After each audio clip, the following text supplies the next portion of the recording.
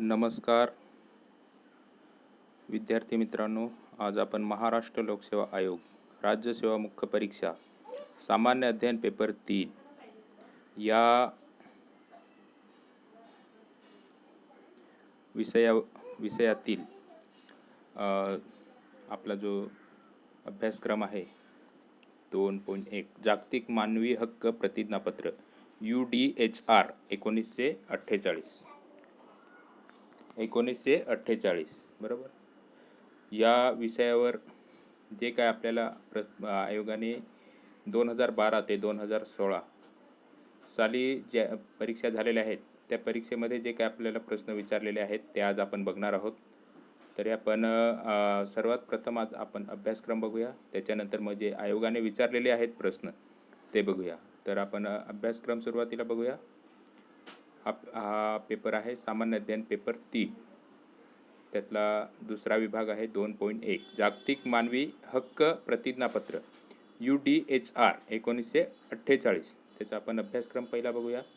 अभ्यासक्रम आहे मानवी हक्काची मानके, त्याचे भारताचे संविधानातील प्रतिबिंब, भारतात मानवी हक्क राबवण्याची आणि त्याचे संरक्षण करण्याची यंत्रणा, भारतातील मानवी हक्क चळवळ, मानवी हक्कापासून वंचित असलेल्यांच्या समस्या जसे गरिबी, निरक्षरता, बेरोजगारी, सामाजिक, सांस्कृतिक, धार्मिक प्रथा, हिंसा, भ्रष्टाचार, दहशतवाद, कामगारांचे शोषण, हवालातील म्हणजे कैदेतील, पोलीस कस्टडीतील गुन्हेगारी इत्यादी. लोकशाही चौकटीत मानवी हक्क आणि मानवी सभ्यतेचे पालन करण्यासाठी प्रशिक्षण देण्याची गरज, जागतिकीकरण आणि त्याचा विभिन्न क्षेत्रावरील परिणाम, मानवी विकास निर्देशांक, बालमृत्यू प्रमाण, लिंग गुणोत्तर. हा आपल्याला अभ्यासक्रम आहे जो आपला महाराष्ट्र लोकसेवा आयोगातर्फे राज्यसेवा मुख्य परीक्षेमध्ये सामान्य अध्ययन पेपर 3 जो आहे त्याच्यामधला दुसरा घटक आहे मानवी हक्क 2.1. त्यातला जो हा अभ्यासक्रम आहे तो आपण बघितला. आता आपण या अभ्यासक्रमावर जे काय आपल्याला परीक्षेमध्ये प्रश्न विचारलेत ते बघणार आहोत. त्याच्या अगोदर थोडंसं आपण या टॉपिकवर म्हणजे या अभ्यासक्रमातील जे घटक आहेत त्या अभ्यासक्रमातील घटक मानव विकास निर्देशांक या घटकावर आपण थोडक्यात माहिती बघणार आहोत.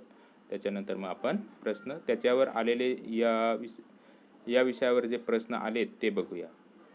आपण आता सुरू करूया. मानव विकास निर्देशांक HDI बरोबर. मानव विकास निर्देशांक HDI संयुक्त राष्ट्रसंघ UN च्या युनायटेड नेशन डेव्हलपमेंट म्हणजेच UNDP या संस्थेमार्फत मोजला जातो. ही संस्था दरवर्षी HDI मोजते व आपला अहवाल प्रकाशित करते. या संस्थेद्वारे पहिला अहवाल 1990 साली प्रकाशित करण्यात आला होता. हे आपण थोडक्यात माहिती बघत आहोत मित्रांनो. United nation population division, UNESCO, जागतिक बँक या संस्थांकडून गोळा केलेल्या विविध माहितीच्या आधारे मानव विकास निर्देशांक मोजला जातो. तर मानव विकास निर्देशांक हा United nation population division, UNESCO, जागतिक बँक या संस्थांकडून गोळा केलेल्या विविध माहितीच्या आधारे मानव विकास निर्देशांक हा मोजला जातो. जागतिक स्तरावर मानव विकास निर्देशांक मोजणाऱ्या युनायटेड नेशन्स डेव्हलपमेंट प्रोग्रामच्या 2020 च्या यादीत भारत 2 स्थान मागे गेला आहे. बरोबर. 2020 साली भारत हा 2 स्थान मागे गेलेला आहे. बरोबर. जगातील 189 देशापैकी भारत हा 131व्या स्थानावर पोहोचला. सन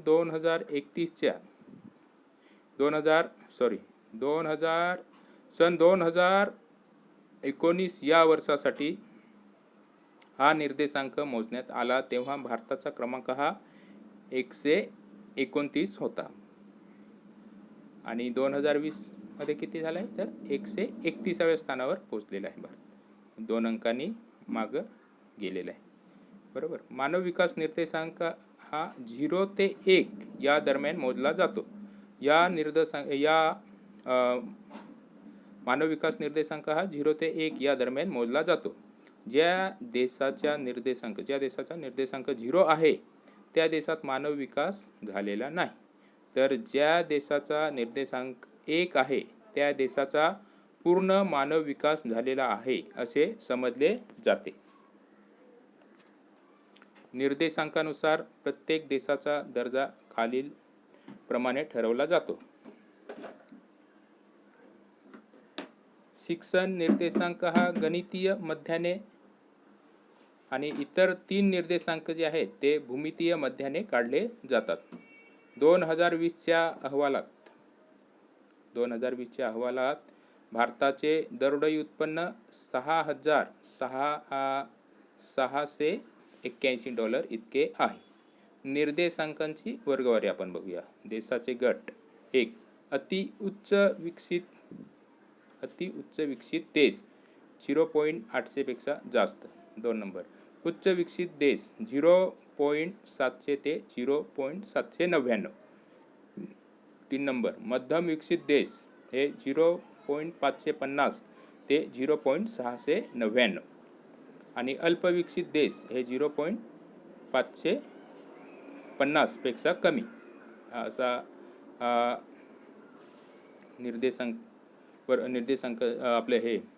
निर्देशांकाची जी ही असते रँक त्याच्यानुसार ही म्हणजे याच्यानुसार ते ठरवले जाते. आता इथंच आपण वरती बघितलं की मानव विकास निर्देशांक 0 ते 1 या दरम्यान मोजला जातो. बरोबर. ज्या देशाचा निर्देशांक 0 आहे त्या देशात मानव विकास झालेला नाही.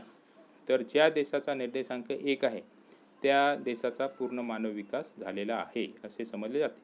निर्देशांकानुसार प्रत्येक देशाचा दर्जा खालीलप्रमाणे ठरवला जातो. अशा प्रकारे हे आहे आपलं दर्जा कसा ठरवला जातो ते. इथे निर्देशांकाची वर्गवारी केलेली आहे त्याच्यामध्ये आपल्याला इथं आपण बघितले. आता थोडक्यात UNDP जे आहे त्याचं मुख्यालय न्यूयॉर्क या ठिकाणी आहे. त्याचे प्रमुख आहेत अचिम स्टेनर आहेत. स्थापना झालेली आहे 22 नोव्हेंबर 1965 साली स्थापना झालेली आहे. HDIची मानके 1. दीर्घ आणि निरोगी जीवन. 2. ज्ञानाची सुगमता. 3. योग्य राहणीमान. सन 2020 साली युनायटेड नेशन्स डेव्हलपमेंट प्रोग्रॅमने प्रत्येक देशाच्या दरडोई कार्बन उत्सर्जनामुळे आणि त्यातील भौतिक गोष्टीमुळे होणारा परिणाम प्रतिबिंबित करण्यासाठी नवीन मॅट्रिक सादर केले आणि धातू आणि इतर संसाधने यांचे प्रमाण मोजले गेले. हे इथं महत्त्वाचं आहे. सन 2020 साली युनायटेड नेशन डेव्हलपमेंट प्रोग्रॅमने प्रत्येक देशाच्या दरडोई कार्बन उत्सर्जनामुळे आणि त्यातील भौतिक गोष्टीमुळे होणारा परिणाम प्रतिबिंबित करण्यासाठी नवीन मॅट्रिक सादर केले आणि धातू आणि इतर संसाधने यांचे प्रमाण मोजले गेले. तर इथं आपण मानके बघितली. HDIची मानके काय काय आहेत तर 1. दीर्घ आणि निरोगी जीवन. 2. आहे ज्ञानाची सुगमता. 3. आहे योग्य राहणीमान. अशा प्रकारे आपला थोडक्यात जे काय विश्लेषण आहे ते आपण इथं बघितलेलं आहे. आणि इथं महत्त्वाचं म्हणजे शिक्षण निर्देशांक हा गणितीय मध्याने आणि इतर निर्देशांक हे भूमितीय मध्याने काढले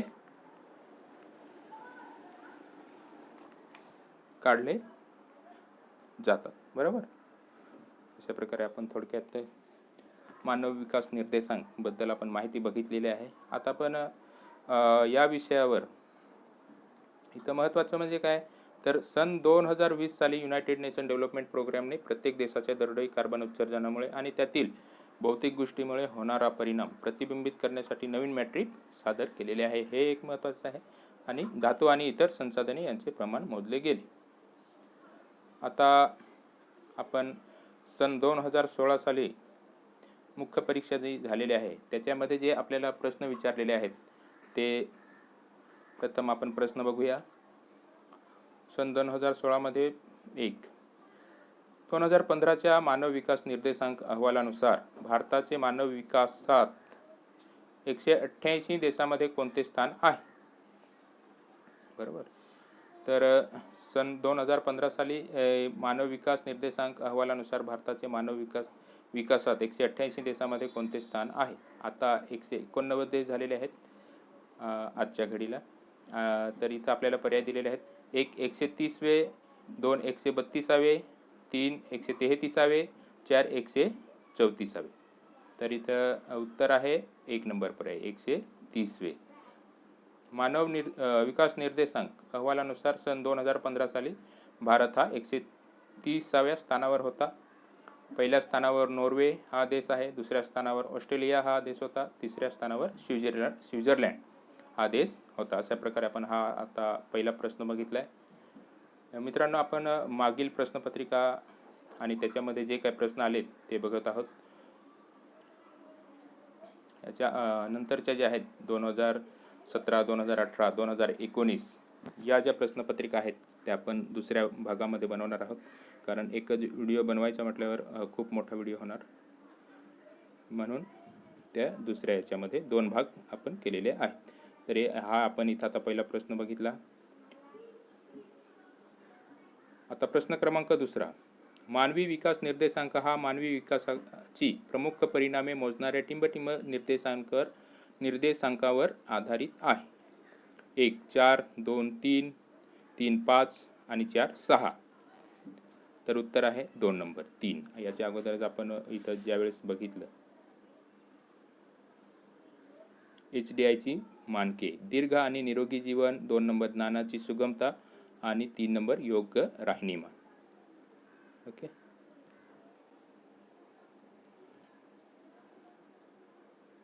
हा प्रश्न आपण दुसरा बघितला आहे.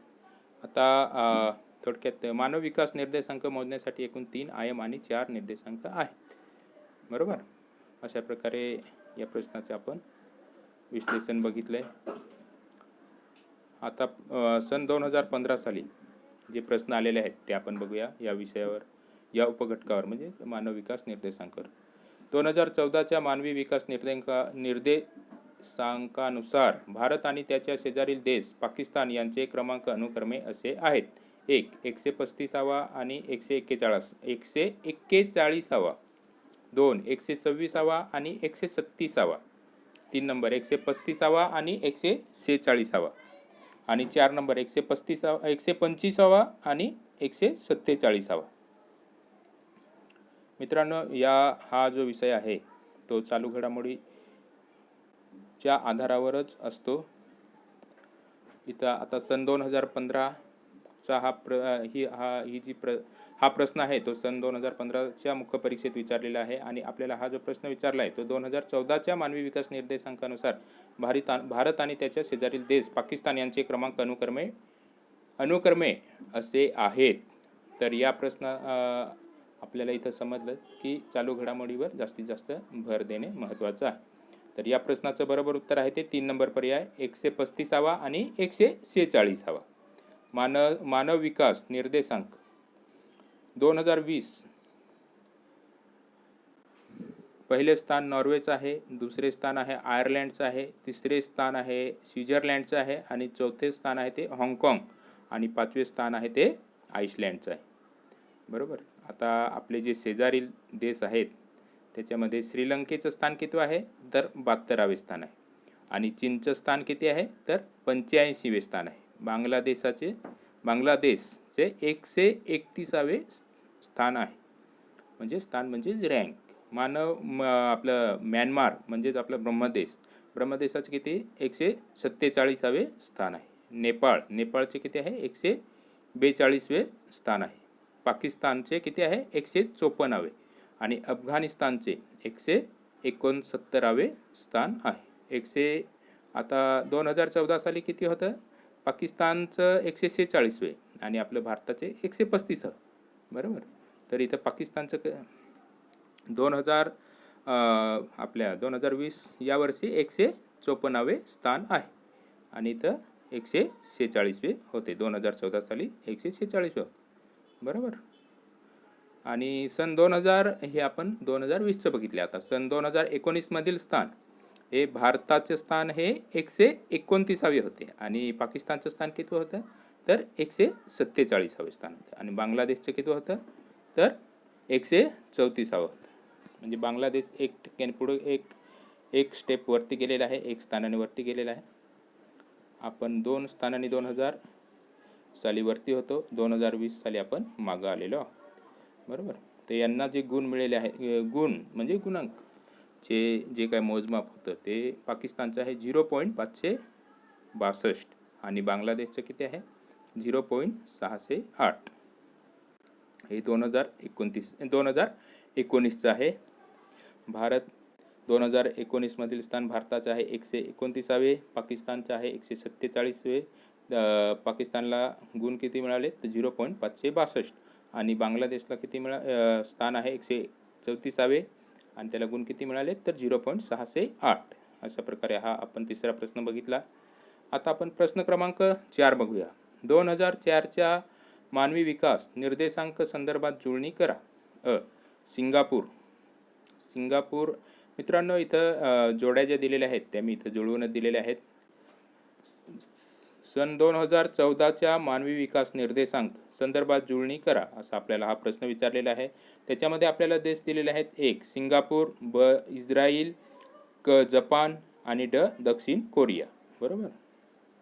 तर निर्देशांक म्हणजे आपले जे काय गुणांक म्हणजे जे गुण भेटलेले आहेत ते सिंगापूरला किती भेटलेले आहेत 0.901, ब इस्रायलला 0.888, क जपानला 0.890 आणि ड दक्षिण कोरियाला 0.881. आणि सन 2018मध्ये मानव विकास निर्देशांकानुसार सिंगापूर हे 9व्या स्थानावर होतं. 9वे स्थान म्हणजे 9वी रँकवर होतं आणि त्याला गुण किती मिळाले तर 0.935. आणि जपान हे 19व्या स्थानावर होतं आणि त्याला गुण किती मिळाले तर 0.915. म्हणजे हा जो काय आहे तर आपण इथं बघितला की मानव विकास निर्देशांकांची वर्गवारी आणि देशाचे गट. अति उच्च विकसित देश 0.800 पेक्षा जास्त. 2 उच्च विकसित देश 0.700 ते 0.799. मध्यम विकसित देश हे 0.550 ते 0.699 आणि 4 अल्पविकसित देश हे 0.550 पेक्षा कमी. अशा प्रकारे आपण इथं हे बघत आहोत. मित्रांनो, हा व्हिडिओ बनवण्याचा उद्देश म्हणजे परीक्षेमध्ये प्रश्न कसे विचारले जातात हे आपल्याला समजण्यासाठीच हा प्रयत्न आहे. आणि हा व्हिडिओ बनवण्याचा मुख्य उद्देश आपल्या अभ्यासाला दिशा मिळावी याच्यासाठी हा जे एक मुख्य हेतू आहे. तरी आपण आता हा सामान्य अध्ययन पेपर 3 राज्यसेवा मुख्य परीक्षेचा बघत आहोत. त्याच्यामध्ये जे काय आपल्याला प्रश्न विचारलेले आहेत ते बघत आहोत. आता त्याच्यानंतर जपानचं स्थान जे आहे ते 19वे स्थान आहे आणि त्याचा गुणांक जे मिळाले ते 0.915 आणि 22 नंबर रँक 22वी आहे. इस्रायलची रँक 22 आहे 0.906. 2018 सालीच आपण मित्रांनो बघत आहोत आणि त्याला हे मिळाले ते 0.906. आणि 23 नंबर जे आहेत 23 स्थानावर दक्षिण कोरिया आहे. त्याला हे गुण किती मिळाले 0.906. अशा प्रकारे मित्रांनो हा आपण इथं हा प्रश्न बघितला जोड्या लावायचा. हा 2014 सालचा म्हणजे 2015 साली विचारलेला प्रश्न आहे. बरोबर. 2015 साली च्या मुख्य परीक्षेत विचारलेला प्रश्न आहे. तर आपण इथं 2018 सालचं इतर पण आहेत पण ते इथं आपण हे 2018चे निर्देशांक मानव विकास निर्देशांक घेतलेले आहेत. आता आपण 2013 साली जे प्रश्न विचारलेत त्याच्यावर आपण बघणार आहोत. प्रश्न क्रमांक 5 मानव विकास अहवाल वर्षे आणि विषय म्हणजे मानव विकास अहवाल आणि वर्षे मानव विकास अहवाल वर्षे आणि विषय. मानव विकास अहवाल 2001 हा सहस्रादी विकास लक्ष्य गरिबी हटवण्यासाठी राष्ट्रामध्ये सामंजस्य असा त्याचा विषय होता. हे इथं मित्रांनो मी हे जुळवून दिलेले आहेत. मानव विकास अहवाल वर्षे आणि विषय. मानव विकास अहवाल 2001 साली काय होता विषय तर सहस्रादी विकास लक्ष्य आणि त्याचा उद्देश काय होता तर गरिबी हटवण्यासाठी राष्ट्रामध्ये सामंजस्य, बरोबर. आणि आता मानव विकास अहवाल 2006 या वर्षीचा विषय काय होता तर तुटवड्यांच्या पलीकडे ऊर्जा, गरिबी आणि वैश्विक जलसंकट हा 2006चा विषय होता. काय विषय होता तर 2006चा काय विषय होता? ऊर्जा, गरिबी आणि वैश्विक जलसंकट, बरोबर. ऊर्जा 2006 साली मित्रांनो तुम्हाला आपल्याला आठवतच असेल की आपण गावाकडे असताना लोड शेडिंग असायची ना, लोड शेडिंग, ऊर्जेची कमतरता असायची. मग त्यावेळेस मानव विकास अहवाल 2006 साली हा विषय घेतलेला होता. लोड शेडिंग असायची, लाईट नसायची, बरोबर. म्हणून हा ऊर्जा, त्याच्यानंतर गरिबी आणि वैश्विक जलसंकट. जे वैश्विक जलसंकट म्हणजे पाणी, हे जल ही खूप मोठी समस्या आहे. जलसंकट हे खूप मोठी म्हणजे वैश्विक आहे. गरिबी ही पण वैश्विकच आहे. गरिबी आपल्या भारत देशामध्ये पण गरिबी हटाव सारखे नारे लावून आपण भारत देशाने महत्त्वाचे कार्यक्रम आखून गरिबी दूर करण्यासाठी प्रयत्न केलेले आहेत. तर 2006 साली मानव विकास अहवाल चा विषय काय होता तर तुटवड्यांच्या पलीकडे आपल्या देशामध्ये पण ऊर्जेची तुटवडा होती, बरोबर. ऊर्जेचा तुटवडा होता म्हणजे लोड शेडिंग होती, बरोबर. गरिबी आणि वैश्विक जल संकट. आता आपण पुढचा बघूया विषय मानव विकास अहवाल, बरोबर. 2008चा विषय काय होता तर अडचणीवर विजय, मानव, गतिशीलता आणि विकास, बरोबर. 2008चं हे महत्त्वाचं म्हणजे अडचणीवर विजय, मानव, गतिशीलता आणि विकास. आणि मानव विकास अहवाल 2013 दक्षिणेचा उदय, विविधतापूर्ण विश्वामध्ये मानव विकास हा 2013 सालचं जे आपला मानव विकास अहवाल होता त्याचा विषय होता. विविधतापूर्ण विश्वामध्ये मानव विकास. वरीलपैकी कोणते पर्याय बरोबर आहेत, बरोबर. तर आता आपण इथं बघूया आणि हे जे आहेत ते वरीलपैकी कोणते पर्याय बरोबर आहेत. पर्याय आपल्याला दिलेले आहेत. 1 अ व क, 2 ब, क आणि ड, 3 नंबर ब व ड, 4 नंबर सर्व बरोबर आहेत. तर उत्तर या प्रश्नाचं बरोबर उत्तर आहे ते 3 नंबर ब व ड. ब आणि ड. आपल्याला प्रश्न काय विचारलाय तर मानव विकास अहवाल वर्षे आणि विषय. मग बचा काय आहे आपण इथं बघितलं ना, मानव विकास अहवाल 2006 तुटवड्यांच्या पलीकडे ऊर्जा, गरिबी आणि वैश्विक जलसंकट, बरोबर. हा विषय बरोबर आहे इथं. त्याच्यानंतर मानव विकास अहवाल 2013 दक्षिणेचा उदय, विविधतापूर्ण विश्वांमध्ये मानव विकास. तर अशा प्रकारे हा प्रश्न आहे. त्याचं उत्तर जे आहे ते पर्याय क्रमांक 3 आणि ब व ड, बरोबर. अशा प्रकारे हा आपण प्रश्न बघितला. आता पुढचा प्रश्न बघूया. प्रश्न क्रमांक 6 संयुक्त राष्ट्र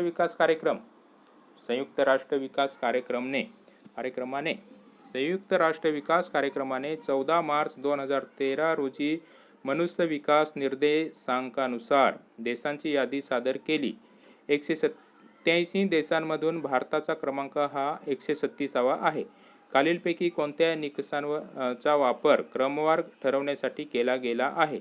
ज्ञानाची सुगमता, ब लिंग गुणोत्तर, क आयुर्मानातील वृद्धी, ड दरडोई राष्ट्रीय स्थूल उत्पन्न. पर्याय इथं दिलेले आहेत. 1 अ, क आणि ड, 2 नंबर अ, ब आणि ड, 3 नंबर अ, ब आणि क आणि 4 नंबर पर्याय आहे अ, क आणि ड. मित्रांनो, सुरुवातीला आपण प्रश्न समजून घेणे खूप महत्त्वाचं असतं. एकंदरीत हा जो पेपर आहे त्या पेपरमध्ये अशा प्रकारचे प्रश्न येतात. आपल्याला वेळ असतो 2 तास म्हणजे 120 मिनटं आणि प्रश्न जे विचारले जातात ते 150 प्रश्न असतात. आपण वाचनाचा स्पीड वगैरे वाढवणे महत्त्वाचं आहे. तर इथं आपण प्रश्न बघूया परत एकदा. संयुक्त राष्ट्र विकास कार्यक्रमाने 14 मार्च 2013 रोजी मनुष्य विकास निर्देशांकानुसार देशांची यादी सादर केली, बरोबर. 187 देशांमधून भारताचा क्रमांक 136वा आहे. खालीलपैकी कोणत्या निकषांचा वापर क्रमवारी ठरवण्यासाठी केला गेला आहे? तर इथं आपल्याला पर्याय दिलेले आहेत. इथं आपल्याला विषय दिलेले आहेत, बरोबर. ज्ञानाची सुगमता, ब लिंग गुणोत्तर, क आयुर्मानातील वृद्धी आणि ड दरडोई राष्ट्रीय स्थूल उत्पन्न.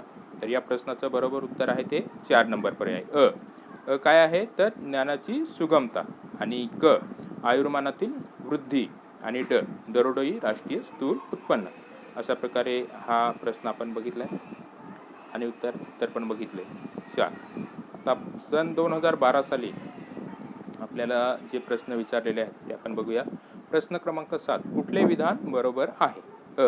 मानवी विकास निर्देशांकाच्या HDI जागतिक क्रमवारीत 2000 साली भारताचा 124वा क्रमांक होता. तिथून घसरून 2004 मध्ये तो 126वा झाला. या काळात भारतीय अर्थव्यवस्थेने चांगली वाढ नोंदवली. क श्रीलंका 2004 साली 79व्या अर्थात भारतापेक्षा खूप वरच्या क्रमांकावर होती. योग्य पर्याय निवडा. एक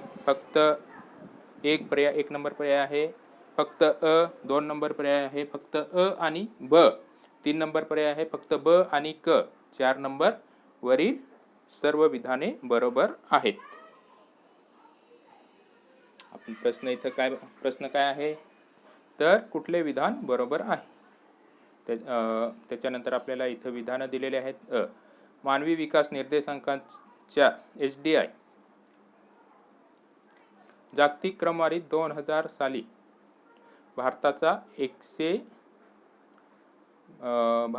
124वा क्रमांक होता. कधी तर 2000 साली. आणि हा आपल्याला प्रश्न कधी विचारलाय 2012च्या मुख्य परीक्षेत विचारलेला आहे. म्हणून या संदर्भात आपण अप टू डेट राहणे महत्त्वाचं आहे. 124वा क्रमांक होता. तिथून घसरून 2004 मध्ये तो 126वा झाला. बरोबर. आता किती आहे ते आपण वरती बघितलं. 2020 साली 131वा आणि 2019 मध्ये 129वा भारताचा क्रमांक आहे. या काळात भारतीय अर्थव्यवस्थेने चांगली वाढ नोंदवली. बरोबर. क श्रीलंका 2004 साली 89व्या अंकावर होता, 89व्या स्थानावर होता. बरोबर. अर्थात भारतापेक्षा खूप वरच्या क्रमांकावर होता. बरोबर होती. योग्य पर्याय निवडा. वर 4 नंबर व सर्व विधाने बरोबर आहेत. बरोबर. श्रीलंका आपण इथं बघितलं. आता 2020 या वर्षी कितव्या स्थानावर आहे ते आपण बघितलं. 72वा स्थान श्रीलंकेला मिळालेलं आहे. किती 2020 मध्ये 72वे श्रीलंकेचं स्थान आहे. अशा प्रकारे हा आपण आता प्रश्न बघितला. प्रश्न क्रमांक 7. आता आपण बघूया प्रश्न क्रमांक 8. मानव विकास अहवाल 2010 नुसार मानव विकासाचा निर्देशांक जागतिक क्रमवारीमध्ये भारताचा कोणता क्रमांक लागतो? हा अहवाल कधीचा आहे तर 2010चा मानव विकास. त्याच्यामध्ये 1 दिलेला आहे, 1 119, 2 115, 3 132 आणि 4 134. बरोबर. तर या प्रश्नाचं बरोबर उत्तर आहे ते 1 नंबर पर्याय 119. तो कधी होता तर 119 नंबर म्हणजे स्थान भारताचं होतं 2010 नुसार. आता त्याचं आपण थोडक्यात विश्लेषण बघूया. शीर्षक काय होतं 2010चं तर the real wealth of nation pathway to human development. सन 2010 मध्ये युनोमध्ये UNDP अंतर्गत मानव विकास अहवाल सादर केला. त्याचं ते आपलं हे जे आहे ते शीर्षक होतं. बरोबर. The real wealth of nation pathway to human development या शीर्षकाखाली प्रसिद्ध करण्यात आलेला आहे. हे तर महत्त्वाचं आहे म्हणून मी परत घेतलंय. आता प्रश्न क्रमांक 9. मानवी अधिकाराच्या सार्वत्रिक जाहीरनाम्यात. आता आपला विषय बदललेला आहे. आता आपला जो आहे तो मानवी हक्कासंदर्भात म्हणजे UDHR संदर्भात आता आपले प्रश्न आलेले आहेत. आपण या अगोदर 8 प्रश्न बघितले ते HDI वर बघितले. बरोबर. मानव विकास निर्देशांकावर याच्यावर बघितले. आता प्रश्न क्रमांक 9. मानवी अधिकाराच्या सार्वत्रिक जाहीरनाम्यात UDHR विषयी पुढीलपैकी कोणते विधान अयोग्य आहे? 1. हा जाहीरनामा 1948 साली घोषित झाला. 2. या जाहीरनाम्यात या जाहीरनाम्यात गटाच्या अधिकारांचा समावेश आहे. 3. या जाहीरनाम्यात 1948 साली संयुक्त राष्ट्रसंघाच्या आमसभेने स्वीकार केला. 4. जाहीरनाम्याचा कलम क्रमांक 3 ते 21 मध्ये नागरी आणि राजकीय अधिकाराचा समावेश आहे. बरोबर. प्रश्न काय विचारलाय आपल्याला? तर इथं प्रश्न विचारलाय तो प्रश्न समजून घेणे महत्त्वाचं आहे. मानवी अधिकाराच्या सार्वत्रिक जाहीरनाम्यात UDHR विषयी पुढीलपैकी कोणते विधान अयोग्य आहे? बरोबर. तर इथं 2 नंबर जो पर्याय 2 नंबरचे विधान आहे ते अयोग्य आहे. या जाहीरनाम्यात गटाच्या अधिकारांचा समावेश आहे, हे इथं चुकीचं आहे. बरोबर. तर उत्तर आहे 2 नंबर. इथं आपण थोडक्यात मित्रांनो हे आपण नववीला जे आहे आपलं नागरिकशास्त्र त्यावेळेस आपण हे बघितलेलंच, पण आता ते आपल्याला म्हणजे आठवत नाही. तरी आपण ते 9वीचं जुनं पुस्तक छोटं नागरिकशास्त्र त्याच्यामध्ये ते हे सगळं दिलेलं आहे. थोडक्यात विश्लेषण इथं मानवी हक्काचा वैश्विक जाहीरनामा हा 1948 संयुक्त राष्ट्र संघटनेच्या सनदेत मानवी हक्क संवर्धन व संरक्षणाबाबतीत निसंदिग्धपणे बांधिलकी व्यक्त केल्यावर मानवी हक्काची अंमलबजावणी करणे हे संयुक्त राष्ट्राचे महत्त्वपूर्ण कर्तव्य बनले. बरोबर. हे म्हणजे त्यावेळेस संयुक्त राष्ट्र म्हणजे काय तर त्याच्यामध्ये आपल्याला हे दिलेलं आहे, कर्तव्य बनले. बरोबर. मानवी हक्काविषयी वैश्विक जाहीरनाम्याचा मसुदा तयार करून संयुक्त राष्ट्र संघटनेने या दिशेने महत्त्वाची पावले टाकली. बरोबर. 1945 मानवी हक्कावरील आयोगाने नियुक्त केलेल्या मसुदा समितीद्वारे हा जाहीरनामा तयार करण्यात आला. बरोबर. 1945 साली मानवी हक्कावरील आयोगाने नियुक्त केलेल्या मसुदा समितीद्वारे हा जाहीरनामा तयार करण्यात आलेला आहे. अंतिम मसुदा आर्थिक आणि सामाजिक परिषद व आमसभेपुढे सादर करून त्यास मान्यता प्राप्त करण्यात आली. 10 डिसेंबर 1948 रोजी युनोच्या आमसभेत मान्यता मिळाली. 1. पहिल्या भागातील सुरुवातीची 2 कलमे ही मानवी हक्काच्या पायाभूत तत्वांना अधोरेखित करतात. त्याच्यानंतर 2. कलम 3 ते 21 दरम्यान नागरी आणि राजकीय हक्क नमूद आहेत. आणि 3. कलम 22 ते 27 अंतर्गत आर्थिक, सामाजिक आणि सांस्कृतिक हक्काचा समावेश केलेला आहे.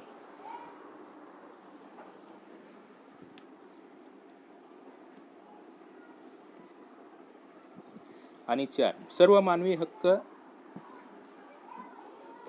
मानवी हक्क उपभोगता येतील अशा संदर्भाचा उल्लेख कलम 28 ते 30 मध्ये करण्यात आलेला आहे. मित्रांनो हे जे विश्लेषण आहे ते आपण इयत्ता 8वीला म्हणजे जुना जो आपला अभ्यासक्रम होता त्या वेळेस इयत्ता 8वीमध्ये भारत आणि जग हे नागरिकशास्त्राचं जे पुस्तक आहे त्याच्यामध्ये हे सविस्तर दिलेलं आहे. बरोबर. मानवी हक्कासंदर्भात नागरिकशास्त्र या विषयामध्ये. तर हे प्रश्न आपण बघितला आणि त्याचं थोडक्यात विश्लेषण आणि उत्तर पण बघितलं. बरोबर. इथं हे सगळं प्रश्न आणि उत्तर दिलं. प्रश्न एकदा आपण पुन्हा बघूया. मानवी अधिकाराच्या सार्वत्रिक जाहीरनाम्यात UDHR विषयी पुढीलपैकी कोणते विधान अयोग्य आहे? 1. हा जाहीरनामा 1948 साली घोषित झाला. बरोबर. हे विधान बरोबर आहे. 2 नंबर. या जाहीरनाम्यात गटाच्या अधिकारांचा समावेश आहे. हे चूक आहे. गटाच्या नाही तर मानवाचं म्हणजे स्वतःचं सेल्फ. आणि इथं हे पाहिजे गटाचं नाही ते म्हणजे हे विधान चुकीचं आहे. 3. या जाहीरनाम्यात 1948 साली संयुक्त राष्ट्रसंघाच्या आमसभेने स्वीकार केला. हे बरोबर आहे. 4 नंबर. जाहीरनाम्याच्या कलम क्रमांक 3 ते 21 मध्ये नागरी आणि राजकीय अधिकारांचा समावेश आहे. उत्तर 2 नंबर. बरोबर. अयोग्य विधान कोणतं आहे ते ओळखायला सांगितलेलं आहे आपल्याला. बरोबर. मानवी हक्काच्या वैश्विक जाहीरनामा 1948 संयुक्त राष्ट्र संघटनेच्या सनदेत मानवी हक्क संवर्धन व संरक्षणाबाबतीत निसंदिग्धपणे बांधिलकी व्यक्त केल्यावर मानवी हक्काची अंमलबजावणी करणे हे संयुक्त राष्ट्राचे महत्त्वपूर्ण कर्तव्य बनले. मानवी हक्काविषयक वैश्विक जाहीरनाम्याचा मसुदा तयार करून संयुक्त राष्ट्र संघटनेने या दिशेने महत्त्वाचे पाऊल टाकले. बरोबर. सन 1945 मानवी हक्कावरील आयोगाने नियुक्त केलेल्या मसुदा समितीद्वारे हा जाहीरनामा तयार करण्यात आला. अंतिम मसुदा आर्थिक आणि सामाजिक परिषद व आमसभेपुढे सादर करून त्यास मान्यता प्राप्त करण्यात आली. 10 डिसेंबर 1948 रोजी युनोच्या आमसभेने मान्यता दिली. बरोबर. 1. त्या जाहीरनाम्यात काय काय होतं ते आपण इथं थोडक्यात बघूया. पहिल्या भागातील सुरुवातीची 2 कलमे ही सर्व मानवी हक्काच्या पायाभूत तत्वांना अधोरेखित करतात. 2. कलम 3 ते 21 दरम्यान नागरी आणि राजकीय हक्क नमूद झाले. बरोबर. 3 नंबर कलम 22 ते 27 अंतर्गत आर्थिक, सामाजिक आणि सांस्कृतिक हक्काचा समावेश केलेला आहे. 4 नंबर सर्व मानवी हक्क उपभोगता येतील अशा संदर्भाचा उल्लेख कलम 28 ते 30 मध्ये करण्यात आलेला आहे. अशा प्रकारे हा जाहीरनामा आहे. त्याच्यामध्ये एकूण 30 कलमे आहेत. मित्रांनो, पहिलं आणि दुसरं महायुद्ध झालं. बरोबर.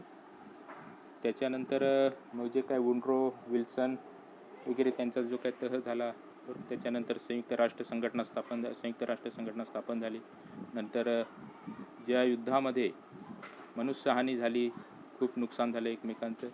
त्याच्यानंतर मग येणाऱ्या काळामध्ये विश्वामध्ये शांती नांदावी हाच उद्देश म्हणून संयुक्त राष्ट्र संघटनेची स्थापना झाली.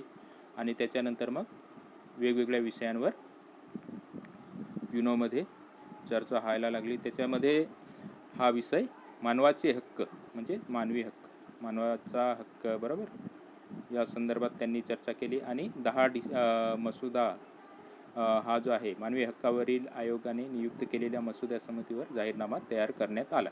आणि त्याच्यानुसार मग तो 10 डिसेंबर 1948 रोजी युनोच्या आमसभेत मान्यता दिली. आणि ही जी आहेत ती 30 कलमे म्हणजे इथं थोडक्यात इथं मी घेतलेले आहेत.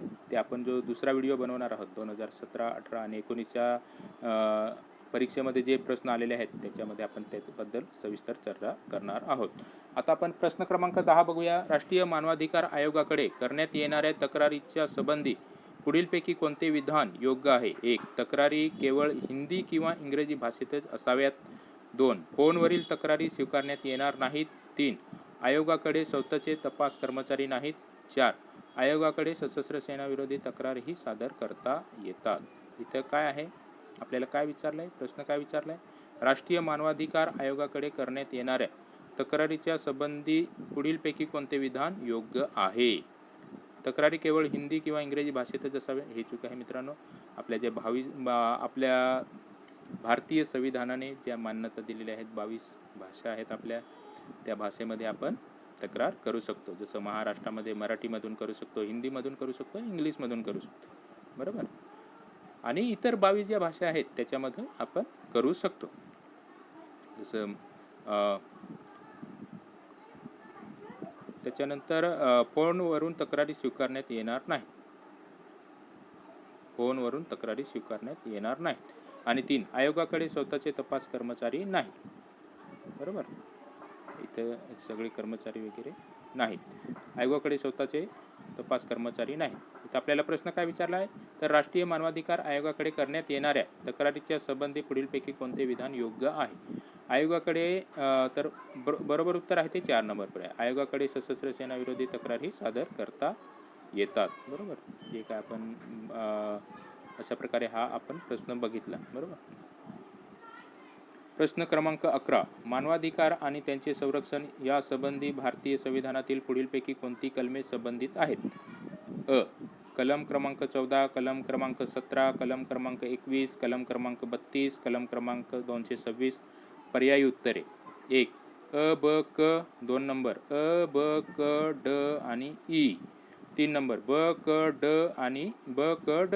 आणि 4 नंबर अ, ब, ड आणि ई. अशा प्रकारे हे आपल्याला पर्याय दिलेले आहेत.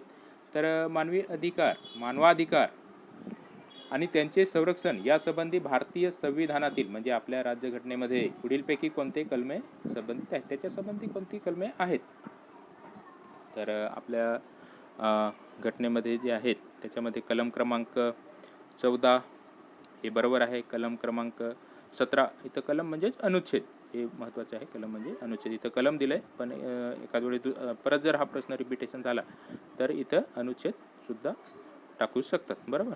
म्हणून अनुच्छेद आणि कलम हे 2 शब्द आहेत ते महत्त्वाचे आहेत. कलम 14 बरोबर आहे. कलम 17 ब बरोबर आहे. कलम 21 क जे आहे कलम 21 हे पण बरोबर आहे. ड. कलम क्रमांक 32 हे सुद्धा बरोबर आहे. आणि कलम क्रमांक 226 हे सुद्धा बरोबर आहे. तर याचा आपण थोडक्यात इथं विश्लेषण बघूया. आपल्या संविधानातील कलम 14 मध्ये सर्व नागरिकांना कायद्याचे समान संरक्षण बहाल करते. आपलं जे संविधान आहे ते सर्व नागरिकांना कायद्याचे समान संरक्षण बहाल करते. कलम 17 अस्पृश्यतेस पूर्णपणे बंदी घालण्यात आलेली आहे. कलम 17 नुसार आपल्या राज्यघटनेने अस्पृश्यतेस पूर्णपणे बंदी घालण्यात आलेली आहे. आणि कलम 21 हे व्यक्तीच्या जीवितावर तसेच व्यक्तिगत स्वातंत्र्यावर कोणत्याही बेकायदेशीर मार्गाने गदा आणण्यास बंदी घालते. बरोबर. मूलभूत हक्काचे उल्लंघन झाल्यास नागरिक याविरुद्ध हे करू शकतात. बरोबर. तर कलम 21 नुसार पण आपल्याला स्वतंत्र दिलेले आहे. कलम 32 अन्वये सर्वोच्च न्यायालयात न्याय मागू शकतात. तर कलम 226 अन्वये उच्च न्यायालयात न्याय मागू शकतात. अशा प्रकारे मित्रांनो हा जो प्रश्न दिला आहे, म्हणजे आपलं जे संविधान आहे, मानवाधिकार आणि त्याचे संरक्षण यासंबंधी भारतीय संविधानातील पुढीलपैकी कोणते कलमे संबंधित आहेत. तर हे इथं ते कलम दिलेले आहेत आणि त्याचं उत्तर दिलेलं आहे आणि आपण इथं थोडक्यात इथं विश्लेषण बघितलेलं आहे. कलम 14 काय बोलतोय, तर सर्व नागरिकांना कायद्याचे समान संरक्षण बहाल करते. बरोबर. कलम 17 अस्पृश्यतेस पूर्णपणे बंदी घालण्यात आलेली आहे. आणि कलम 21 व्यक्तीच्या जीवितावर तसेच व्यक्तिगत स्वातंत्र्यावर कोणत्याही बेकायदेशीर मार्गाने गदा आणण्यास बंदी घालते.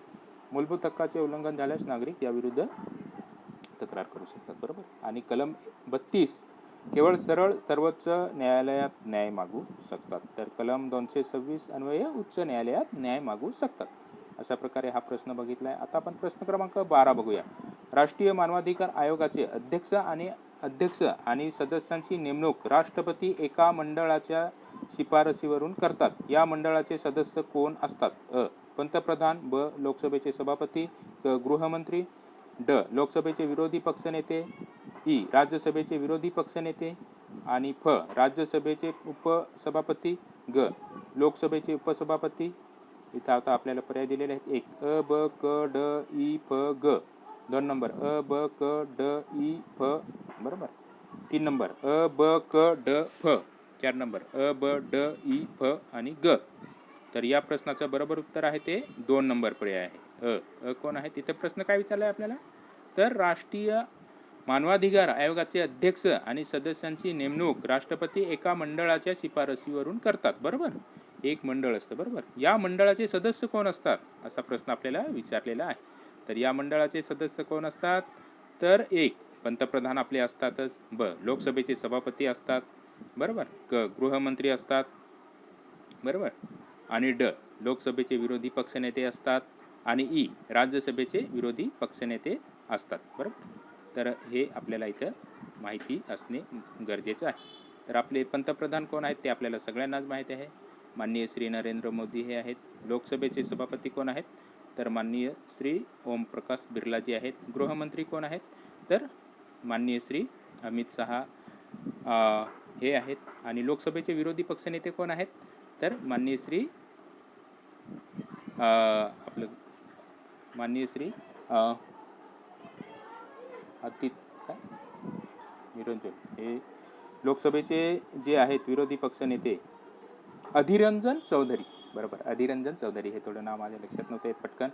आणि राज्यसभेचे विरोधी पक्षनेते असतात, राज्यसभेचे उपसभापती असतात, ते आपले राज्यसभेचे ते चौधरी जे आहेत, हरिकिशन असं नाव आहे त्यांचं. परफेक्ट माझ्या लक्षात येत नाही. सॉरी, त्याबद्दल माफी मागतो मी. राज्यसभेचे उपसभापती, लोकसभेचे उपसभापती, हे लोकसभेचे जे उपसभापती असतात ते इथं नाही. बरोबर. हे जे सदस्य मंडळ असतात, राष्ट्रीय मानवाधिकार आयोगाचे अध्यक्ष आणि सदस्यांची नेमणूक राष्ट्रपती एका मंडळाच्या शिफारसीवरून करतात. या मंडळाचे सदस्य कोण असतात, तर पंतप्रधान असतात, ब. लोकसभेचे सभापती असतात, क. गृहमंत्री असतात, ड. लोकसभेचे विरोधी पक्षनेते असतात, राज्यसभेचे विरोधी पक्षनेते असतात आणि फ. राज्यसभेचे उपसभापती असतात. राज्यसभेचे सभापती जे आहेत ते श्री व्यंकय्या नायडू हे आहेत. बरोबर. अशा प्रकारे हा प्रश्न आपण बघितला आणि त्याचं उत्तर बघितलं. आता प्रश्न क्रमांक 13 बघूया. राष्ट्रीय मानवाधिकार आयोगाच्या कार्यासंबंधी पुढीलपैकी कोणते विधान अयोग्य आहे? 1. आयोग स्वतःच्या पुढाकाराने चौकशी करू शकतो. 2. बळी पडलेल्या व्यक्तीच्या वतीने इतर कोणत्याही व्यक्तीने सादर केलेल्या याचिकेनुसार आयोग चौकशी करू शकतो. 3. राज्य सरकारच्या लिखित परवानगीने आयोग राज्य सरकारच्या नियंत्रणाखालील कोणत्याही तुरुंगवास संस्थेला भेट देऊ शकतो. आणि 4. आयोग मानवाधिकारासंबंधी करार व इतर आंतरराष्ट्रीय साधने यांचा अभ्यास करून त्यांना त्यांच्या प्रभावी अंमलबजावणीसाठी शिफारस करतो. इथं आपल्याला प्रश्न काय विचारलाय तर अयोग्य राष्ट्रीय मानवाधिकार आयोगाच्या कार्यासंबंधी पुढीलपैकी कोणते विधान अयोग्य आहे. तर एक आयोग स्वतःच्या पुढाकाराने चौकशी करू शकतो, हे बरोबर आहे. 2 बळी पडलेल्या व्यक्तीच्या वतीने इतर कोणत्याही व्यक्तीने सादर केलेल्या याचिकेनुसार आयोग चौकशी करू शकतो, हे पण बरोबर आहे. आणि 3 नंबर जे आहे ते राज्य सरकारच्या लिखित परवानगीने आयोग राज्य सरकारच्या नियंत्रणाखालील कोणत्याही तुरुंग वा संस्थेला भेट देऊ शकतो, हे चुकीचं आहे.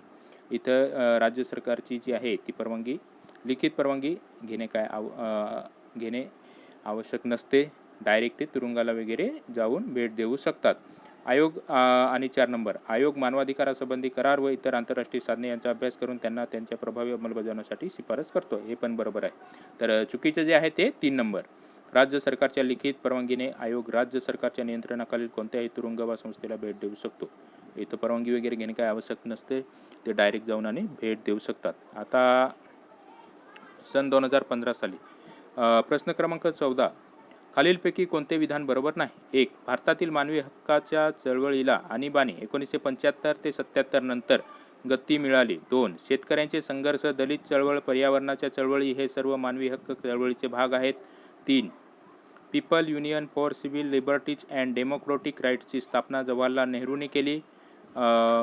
4 रजनी कोठारी हे 1984 ते 1986 या काळात पीपल युनियन फॉर सिव्हिल लिबर्टीजचे अध्यक्ष होते. इथं आपल्याला प्रश्न काय विचारलाय तर कोणते विधान बरोबर नाही.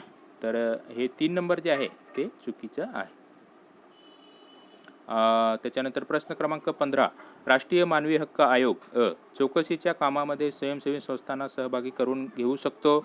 ब राष्ट्रीय मानवी हक्क आयोगावरील नेमणुकीसंबंधीच्या शिफारसी करणाऱ्या समितीमध्ये इतर सदस्यांबरोबर केवळ लोकसभेमधील विरोधी पक्ष नेत्यांचा समावेश असतो. क राष्ट्रीय मानवी हक्क आयोगाकडे केलेली तक्रार हिंदी, इंग्रजी किंवा भारतीय राज्यघटनेतील 8व्या परिशिष्टातील कोणत्याही भाषेत असू शकते. राष्ट्रीय मानवी हक्क आयोगासंबंधीच्या वरील विधानांपैकी कोणते विधान बरोबर नाही. कोणती विधाने बरोबर नाहीत. पर्याय आहे तिथं 1 अ आणि ब, 2 नंबर ब फक्त, 3 नंबर क फक्त, 4 नंबर क आणि अ. तर मित्रांनो इथं या प्रश्नाचं जे उत्तर आहे ते 2 नंबर ब फक्त. कारण आपण हा प्रश्न वाचला, राष्ट्रीय मानवी हक्क आयोग चौकशीच्या कामामध्ये स्वयंसेवी संस्थांना सहभागी करून घेऊ शकतो, बरोबर, हे बरोबर आहे. राष्ट्रीय मानवी हक्क आयोग नेमणुकीसंबंधीच्या शिफारसी करणाऱ्या समितीमध्ये इतर सदस्यांबरोबर केवळ लोकसभेमधील विरोधी पक्ष नेत्यांचा समावेश असतो. तर हे इथं बरोबर नाही. ते आपण याच्या अगोदरच आपण इथं बघितलाय, हा प्रश्न बघितलाय, हा जो आहे तो प्रश्न बघितला, प्रश्न क्रमांक 12 अशा प्रकारे त्याचं उत्तर आहे.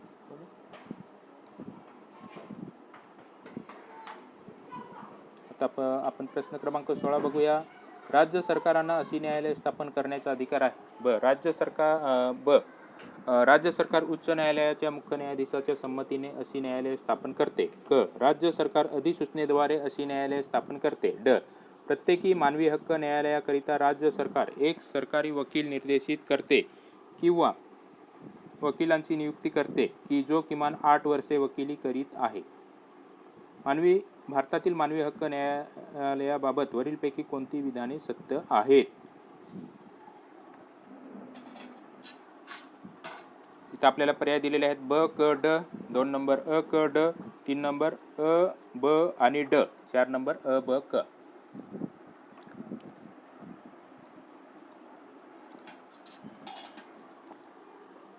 तर मित्रांनो आपल्याला प्रश्न काय विचारलाय, राज्य सरकारांना अशी न्यायालय स्थापन करण्याचा अधिकार आहे, बरोबर. राज्य सरकार उच्च न्यायालयाच्या मुख्य न्यायाधीशांच्या संमतीने अशी न्यायालय स्थापन करते. क राज्य सरकार अधिसूचनेद्वारे अशी न्यायालय स्थापन करते. ड प्रत्येकी मानवी हक्क न्यायालयाकरिता राज्य सरकार एक सरकारी वकील निर्देशित करते किंवा वकिलाची नियुक्ती करते की जो किमान 8 वर्षे वकिली करीत आहे. हे विधान जे आहे ते चुकीचे. कोणती विधाने सत्य आहेत तर अ ब आणि क. इथं 8 नव्हे तर इथं 7 आहे, बरोबर. अशा प्रकारे आता हा प्रश्न आपण बघितला. आता पुढचा प्रश्न बघूया, प्रश्न क्रमांक 17. राष्ट्रीय मानवी हक्क आयोगासंबंधी दिलेल्या पुढील विधानांपैकी कोणती विधाने चुकीची आहेत. अ राष्ट्रीय मानवी हक्क आयोगावर नियुक्ती संबंधीचे नियम मानवी संरक्षण कायद्यात दिलेले आहेत. ब. आयोगाच्या अध्यक्षांची आणि सदस्यांची नेमणूक हे भारताचे राष्ट्रपती करतात. ही संविधानिक यंत्रणा आहे. ड. न्यायमूर्ती व्यंकटचलैया हे आयोगाचे पहिले अध्यक्ष होते. इथं आपल्याला हे दिलेले आहेत पर्याय अ आणि ब. बरोबर. 2 नंबर ब आणि क, 3 नंबर क आणि ड, 4 नंबर अ आणि ड. तर आपल्याला प्रश्न काय विचारला आहे तर राष्ट्रीय मानवी हक्क आयोगासंबंधी दिलेल्या पुढील विधानांपैकी कोणती विधाने चुकीची आहेत. प्रश्न समजून घेणे खूप महत्त्वाचे आहे मित्रांनो. राष्ट्रीय मानवी हक्क आयोगासंबंधी दिलेल्या पुढील विधानांपैकी कोणती विधाने चुकीची आहेत. तर इथं जे आपल्याला अविधान काय दिलं आहे तर राष्ट्रीय मानवी हक्क आयोगावर नियुक्ती संबंधीचे नियम मानवी संरक्षण कायद्यात दिलेले आहेत. बरोबर, हे बरोबर आहे. त्याच्यानंतर ब. आयोगाच्या अध्यक्षाची आणि सदस्यांची नेमणूक भारताचे राष्ट्रपती करतात. हे पण बरोबर आहे. त्याच्यानंतर क. ही संविधानिक यंत्रणा आहे. हे चुकीचं आहे. ड. न्यायमूर्ती व्यंकटचलैया हे आयोगाचे पहिले अध्यक्ष होते. हे चुकीचं आहे. बरोबर. तर इथं उत्तर आहे ते 3 नंबर पर्याय क आणि ड. इथं थोडक्यात आपण हे बघूया. राष्ट्रीय मानवी हक्क आयोगाचे अध्यक्ष पहिले कोण होते तर न्यायमूर्ती रंगनाथ मिश्रा हे होते. ते 12/10/1993 ते 24/11/1996 पर्यंत त्यांचा कार्यकाल होता. 2 नंबर न्यायमूर्ती M.N. व्यंकटचलैया हे दुसरे होते. बरोबर. 26/11/1996 ते 24/10/1999. बरोबर. तर आपल्याला इथं जे दिलेले आहेत न्यायमूर्ती व्यंकटचलैया हे आयोगाचे पहिले अध्यक्ष होते. तर इथं दुसरे राहिले असतं तर ते बरोबर आलं असतं. बरोबर. म्हणून क आणि ड. त्याच्यानंतर तिसरे जे आहेत ते न्यायमूर्ती J.S. वर्मा 4 नोव्हेंबर 1999 ते 17 जानेवारी 2003 पर्यंत त्यांचा कार्यकाल आहे. चौथे जे आहेत ते न्यायमूर्ती A.S. आनंद यांचा कार्यकाल आहे 17 फेब्रुवारी 2003 ते 31 ऑक्टोबर 2006 पर्यंत त्यांचा कालावधी आहे, म्हणजे त्यांचा कार्यकाल आहे. आणि 5 नंबर जे आहेत ते न्यायमूर्ती डॉक्टर शिवराज पाटील हे कार्यवाहक म्हणून होते. ते 1 नोव्हेंबर 2006 ते 1 फेब्रुवारी 2007 पर्यंत त्यांनी कार्यवाहक म्हणून काम बघितलेलं आहे. त्याच्यानंतर 6 नंबर जे आहेत ते न्यायमूर्ती S. राजेंद्र बाबू हे 2 एप्रिल 2007 ते 31 मे 2009 पर्यंत त्यांचा कार्यकाल आहे. 7 नंबरला जे आहेत ते न्यायमूर्ती गोविंद प्रसाद माथुर हे कार्यवाहक म्हणून होते. ते 1 जून 2009 ते 6 जून 2010 पर्यंत म्हणजे ते 7वे कार्यवाहक म्हणून होते. 8 नंबर न्यायमूर्ती K.G. बालकृष्णन हे 7 जून 2010 ते 11/5 म्हणजे 11 मे 2015 पर्यंत होते. आणि 9वे न्यायमूर्ती सिरियन जोसेफ हे कार्यवाहक म्हणून होते 12 मे 2015 ते 28 फेब्रुवारी 2016 पर्यंत. 10 नंबर न्यायमूर्ती H.L. दत्तू हे 29/2/2016 ते 2/5 म्हणजे 2 मे 2021 पर्यंत ते हे होते. आणि 11वे जे होते ते प्रफुल्लचंद्र पंत 2/5/2021 ते 2 जून 2021 पर्यंत ते 11वे अध्यक्ष होते. आणि आत्ता सध्या जे आहेत ते अरुण कुमार मिश्रा 2/6/2021 ते अद्यापपर्यंत. अशा प्रकारे हा आपण प्रश्न बघितला. आणि इथं जे काय आपल्याला विचारले राष्ट्रीय मानवी हक्क आयोगासंबंधी दिलेल्या पुढील विधानांपैकी कोणती विधाने चुकीची आहेत तर ते आपण इथं बघितलं. तर ड जे आहे ते न्यायमूर्ती व्यंकटचलैया हे आयोगाचे पहिले अध्यक्ष होते. हे चुकीचं आहे विधान. आणि इथं काय बरोबर आहे तर ते दुसरे होते. आणि आत्ता सध्या कोण आहेत तर ते आत्ता सध्याचे कोण आहेत तर अरुण कुमार मिश्रा 2/6/2021 ते अद्यापपर्यंत. आता आपण पुढचा प्रश्न बघणार आहोत. प्रश्न क्रमांक 18. खालील मुद्द्यांचा विचार करा. आपल्याला प्रश्न काय विचारला आहे तर खालील मुद्द्यांचा विचार करा. मानवी हक्काच्या जागतिक जाहीरनाम्यात एकूण 30 कलमे आहेत. ब. कलम 5 नुसार सर्वांना जीविताचा, स्वातंत्र्याचा आणि सुरक्षिततेचा अधिकार आहे. एक अ आणि ब बरोबर आहे. 2 अ आणि ब दोन्ही चूक आहेत. 3 अ बरोबर आहे, ब चूक आहे. 4 नंबर ब बरोबर आहे आणि अ चूक आहे. उत्तर आहे, या प्रश्नाचं उत्तर आहे ते 3 नंबर पर्याय. अ बरोबर आहे. अ काय आहे तर मानवी हक्काच्या जागतिक जाहीरनाम्यात एकूण 30 कलमे आहेत, हे बरोबर आहे. आणि ब चूक आहे. कलम 5 नुसार सर्वांना जीविताचा, स्वातंत्र्याचा आणि सुरक्षिततेचा अधिकार आहे. तर या प्रश्नाचं बरोबर उत्तर आहे ते 3 नंबर. त्याच्यानंतर मानवी हक्कावरील आयोगाने 1945 नियुक्त केलेल्या मसुदी समितीद्वारे हा जाहीरनामा तयार करण्यात आला, बरोबर. त्यांचा अंतिम मसुदा आर्थिक आणि सामाजिक परिषद व आमसभा यांच्या पुढे सादर केला व मान्यता मिळाली. 10 डिसेंबर 1948 रोजी संयुक्त राष्ट्राच्या आमसभेने मानवी हक्काचा वैश्विक जाहीरनामा या ठरावाच्या स्वरूपात हा मसुदा स्वीकारला. कोणत्या याच्याने स्वीकारला तर मानवी हक्काचा वैश्विक जाहीरनामा या ठरावाच्या स्वरूपात हा मसुदा स्वीकारला, बरोबर. मानवी हक्काच्या या वैश्विक जाहीरनाम्यात एक सरनामा असून त्यात किती कलमे आहेत? 30 कलमे आहेत, म्हणजे बरोबर. तर समजलं आपल्याला. सदर जाहीरनामा हा कायदेशीररित्या बंधनकारक नसला तरी मानवी हक्क विषयक आंतरराष्ट्रीय प्रमाणके प्रस्थापित करण्यात दिशादर्शक ठरला आहे. महत्त्वाची कलमे म्हणजे कलम 3 हे जीवित, स्वातंत्र्य आणि सुरक्षिततेचे हक्क देते, बरोबर. कलम 4 हे गुलामगिरी आणि गुलामांच्या व्यापारापासून स्वातंत्र्य देते. आणि कलम 5 हे छळ आणि अमानवी शिक्षेपासून मुक्तता. तर इथं आपल्याला काय विचारलंय तर हे जे विचारलंय कलम 5 सर्वांना जीविताचा, स्वातंत्र्याचा आणि सुरक्षिततेचा अधिकार आहे.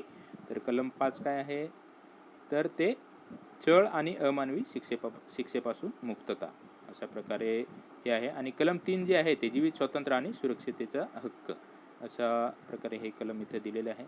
आणि हा आपण प्रश्न बघितला, त्याचं थोडक्यात विश्लेषण बघितलं. आता आपण पुढचा प्रश्न बघूया.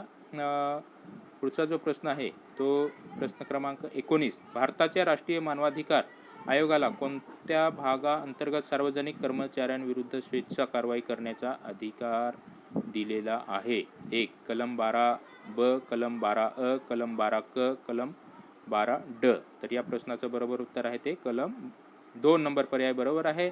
आणि या प्रश्नाचं उत्तर आहे ते कलम 12 अ. आता आपण 2014 मध्ये जे प्रश्न आलेले आहेत ते बघूया. प्रश्न क्रमांक 20. खालील विधाने विचारात घ्या. 6 मार्च 2001 रोजी महाराष्ट्र राज्य मानवी हक्क आयोगाची स्थापना झाली. ब गुजरात हे भारतातील राज्य हक्क आयोग स्थापन करणारे पहिले राज्य होते. वरीलपैकी कोणते विधान बरोबर आहे?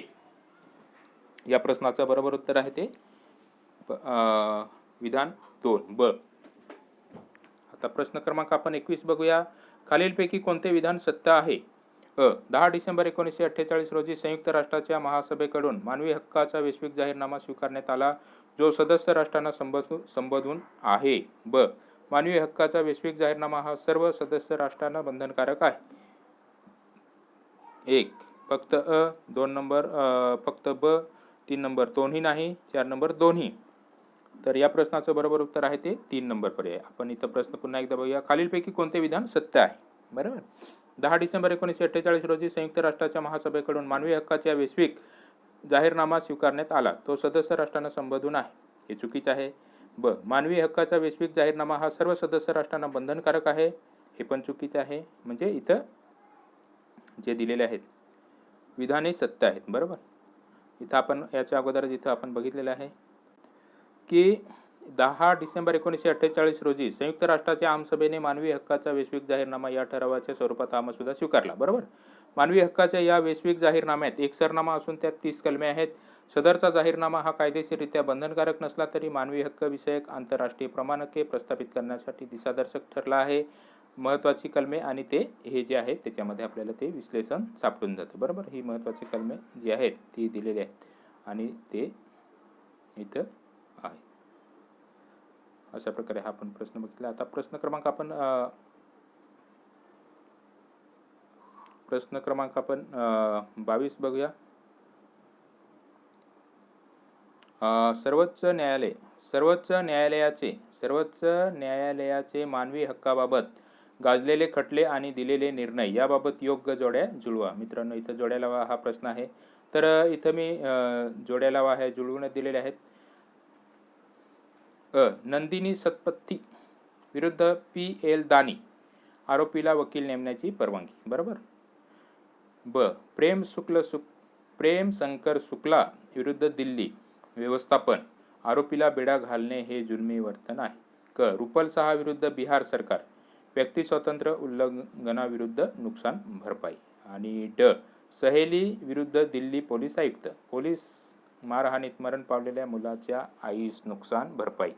अशा प्रकारे मित्रांनो हे जे काय सर्वोच्च न्यायालयातले खटले चाललेले आहेत आणि त्या संदर्भात न्यायालयाने जे निर्णय दिलेले आहेत त्यांच्या इथं आपल्याला जोड्या दिलेल्या आहेत, त्या आपण इथं जोड्या जुळवून दिलेल्या आहेत. बरोबर. आता आपण पुढचा प्रश्न बघूया. प्रश्न क्रमांक 23. संयुक्त राष्ट्रसंघाच्या आमसभेने 16 डिसेंबर 1966 रोजी मानवी हक्काबाबत प्रसंविधानासंबंधी खालीलपैकी बरोबर विधान ओळखा. बरोबर. काय तर डायरेक्ट खालीलपैकी बरोबर हक्काबाबतचे प्रसंविधानासंबंधित खालीलपैकी बरोबर विधाने ओळखा. आर्थिक, सामाजिक आणि सांस्कृतिक हक्काची आंतरराष्ट्रीय सनद. व्यक्ती स्वतंत्र व मतदानाच्या हक्काची सनद. राजकीय व नागरी हक्काची आंतरराष्ट्रीय सनद. धार्मिक संस्थात्मक हक्काची आंतरराष्ट्रीय सनद. 1. आणि ब बरोबर. 2 नंबर आणि क बरोबर. 3 नंबर ब क बरोबर. 4 नंबर वरील सर्व बरोबर. तर या प्रश्नाचं बरोबर उत्तर आहे ते 2 नंबर आणि क. इथं आपल्याला प्रश्न काय विचारला आहे तर संयुक्त राष्ट्र संघाच्या आमसभेने 16 डिसेंबर 1966 रोजी मानवी हक्काबाबत प्रसंविधानासंबंधी खालीलपैकी बरोबर विधाने ओळखा. तर बरोबर विधान आहे ते आर्थिक, सामाजिक आणि सांस्कृतिक हक्काची आंतरराष्ट्रीय सनद.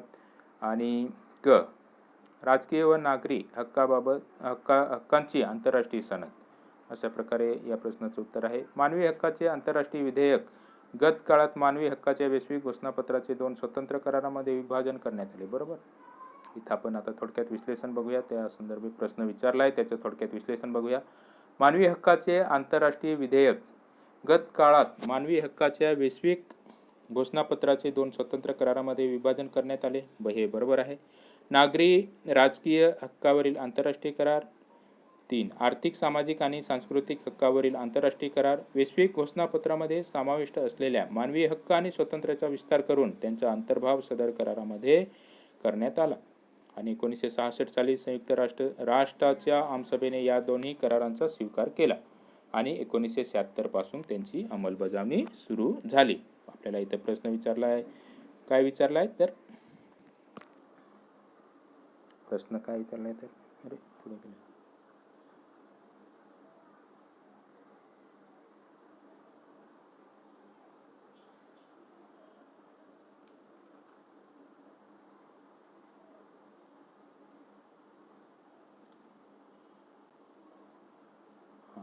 इथं आलोय आपण आता.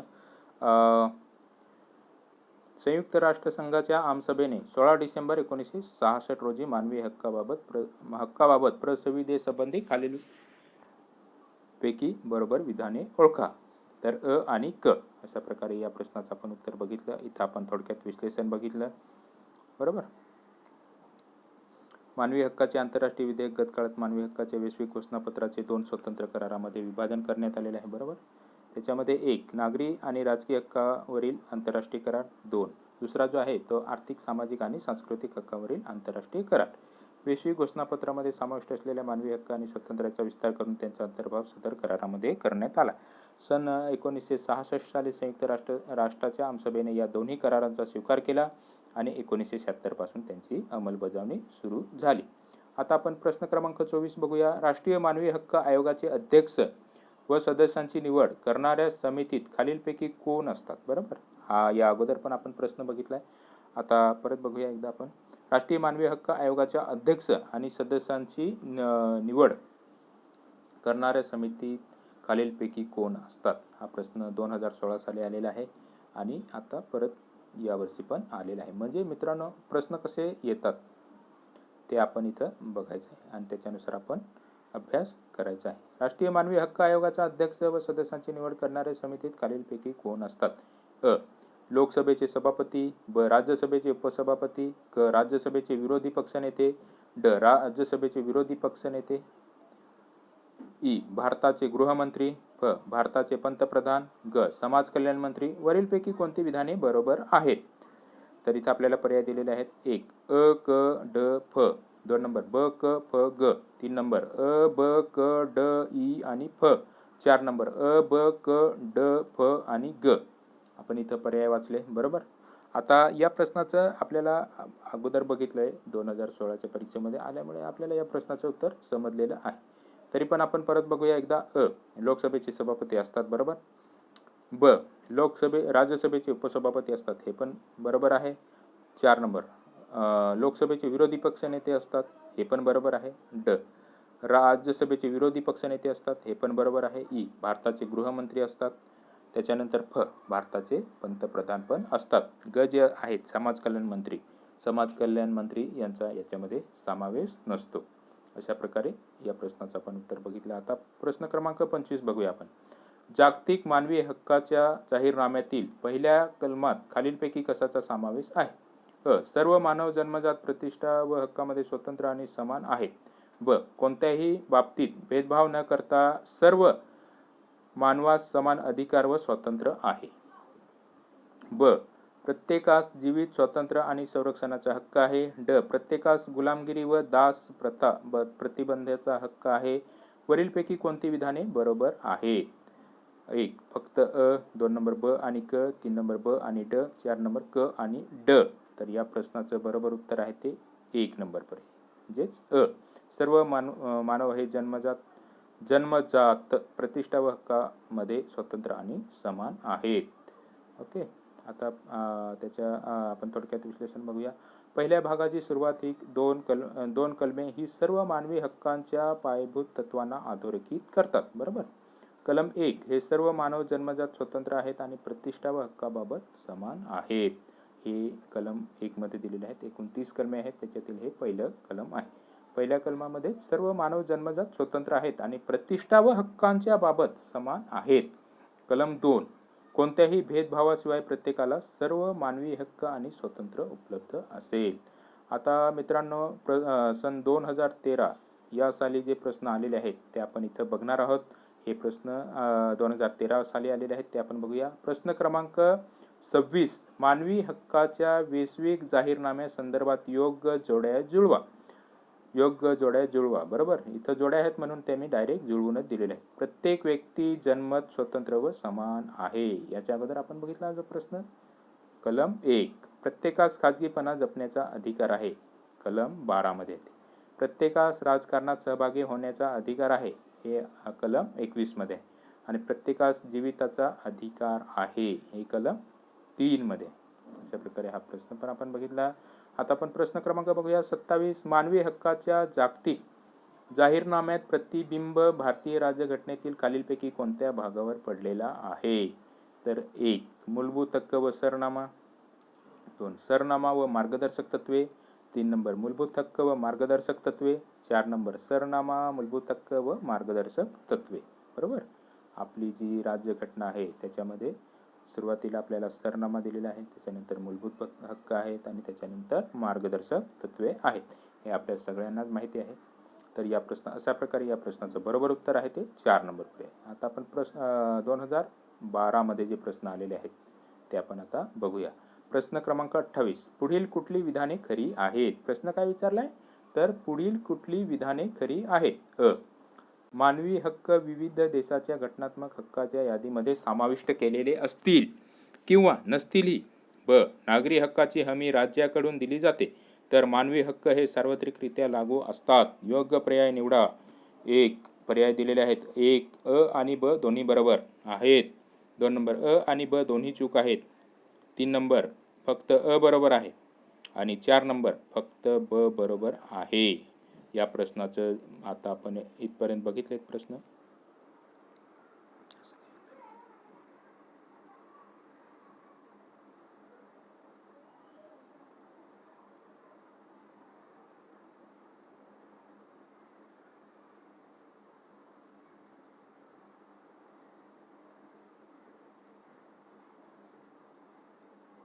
हां, प्रश्न क्रमांक आपण 28 बघत होतो. कसा राहत ठेवला स्क्रोलवर. पुढीलपैकी कुठली विधाने खरी आहेत? मानवी हक्क विविध देशाच्या घटनात्मक हक्काच्या यादीमध्ये समाविष्ट मानवी हक्क विविध देशाच्या घटनात्मक हक्काच्या यादीमध्ये समाविष्ट केलेले असतील किंवा नसतीलही. नागरी हक्काची हमी राज्याकडून दिली जाते, तर मानवी हक्क हे सार्वत्रिक लागू असतात. योग्य पर्याय निवडा. तर या प्रश्नाचं बरोबर उत्तर आहे ते पर्याय क्रमांक 1. आणि ब दोन्ही बरोबर आहेत. आता आपण प्रश्न क्रमांक 29 बघूया. पुढीलपैकी कोणती उदाहरणे ही मानवी हक्काची पायमल्ली दर्शवतात? बालकामगार, ब स्त्री भ्रूण हत्या, क वंश हत्या, वांशिक संहार, ड विवाहासाठी स्वतःच्या जोडीदार निवडण्याच्या स्वातंत्र्यावर बंदी. इथं आपल्याला पर्याय दिलेले आहेत, पर्यायी उत्तरं दिलेले आहेत. 1 नंबर फक्त अ, ब आणि क. 2 नंबर फक्त ब आणि क. 3 नंबर सर्व विधाने बरोबर आहेत. 4 नंबर फक्त ब, क आणि ड. बरोबर. तर इथं आपण प्रश्न वाचल्यावरच आपल्याला लक्षात आलं. या प्रश्नाचं बरोबर उत्तर आहे ते 3 नंबर पर्याय. सर्व विधाने बरोबर आहेत. ओके. आता प्रश्न क्रमांक आपण 30 बघूया. पुढील नावे कशाची आहेत? बरोबर. पुढील नावे ही कशाची आहेत? तर Asia watch, America watch, human right watch, Amnesty International. मानवी हक्क आणि त्यांच्या पायमल्ली संदर्भात कार्य करणाऱ्या बिगर सरकारी संघटना आणि चळवळी. ब गरीब देशाच्या विकासाशी संलग्न युनोच्या संघटना. क बहुराष्ट्रीय आणि राष्ट्रीय हितसंबंधी गट. ड तिसऱ्या जगातील देशाच्या सरकारच्या संघटना. योग्य पर्याय निवडा. 1 फक्त अ, 2 नंबर फक्त अ आणि ब, 3 नंबर फक्त अ आणि क, 4 नंबर वरील सर्व अ, ब, क आणि ड. बरोबर. तर हे जे आहेत ते पुढीलपैकी कशाची नावे आहेत? पुढील नावे कशाची आहेत? बरोबर. तर या प्रश्नाचं बरोबर उत्तर आहे ते अ. काय आहे? मानवी हक्क आणि त्याच्या पायमल्ली संदर्भात कार्य करणाऱ्या बिगर सरकारी संघटना आणि चळवळी. बरोबर. आणि क काय आहे? तर बहुराष्ट्रीय आणि राष्ट्रीय हितसंबंधी गट. आपल्याकडे कोणता आहे? तर ॲम्नेस्टी इंटरनॅशनल. हा मानवी मानवी हक्क म्हणजे ह्युमन राईट संदर्भात तो कार्य करतो. बरोबर. आता प्रश्न क्रमांक 31 बघूया आपण. युगोस्लावियाच्या विघटनानंतर पुढील वांशिक गटामध्ये हिंसाचार झाला. बरोबर. ज्यावेळेस युगोस्लाविया या देशाचं विघटन झालं. बरोबर. आपल्याकडे कसं भारताची फाळणी झाली. बरोबर. पाकिस्तान, पूर्व पाकिस्तान, पश्चिम पाकिस्तान असे 2 पाकिस्तान बनले. मग त्यावेळेस हिंदू मुसलमान जी काय तो विषयांतर नको, पण त्यावेळेस जसं ते युगोस्लावियाच्या विघटनानंतर पुढील वांशिक गटामध्ये हिंसाचार झाला. तर एक आपल्या थोडक्यात लक्षात यावं म्हणून एक पर्याय काय दिला आहे? क्रोएट, सर्ब आणि स्लाव्ह लोक. 2 नंबर क्रोएट, सर्ब आणि ख्रिस्ती लोक. 3 नंबर क्रोएट, सर्ब आणि मुस्लिम लोक. 4 नंबर स्लाव, सर्ब आणि मुस्लिम लोक. तर या प्रश्नाचं बरोबर उत्तर आहे ते 3 नंबर क्रोएट, सर्ब आणि मुस्लिम लोक. या आपल्या भारताचं ज्यावेळेस विघटन झालं त्यावेळेस, पण आता तर जाऊ दे, विषय सोडून देतो विषय.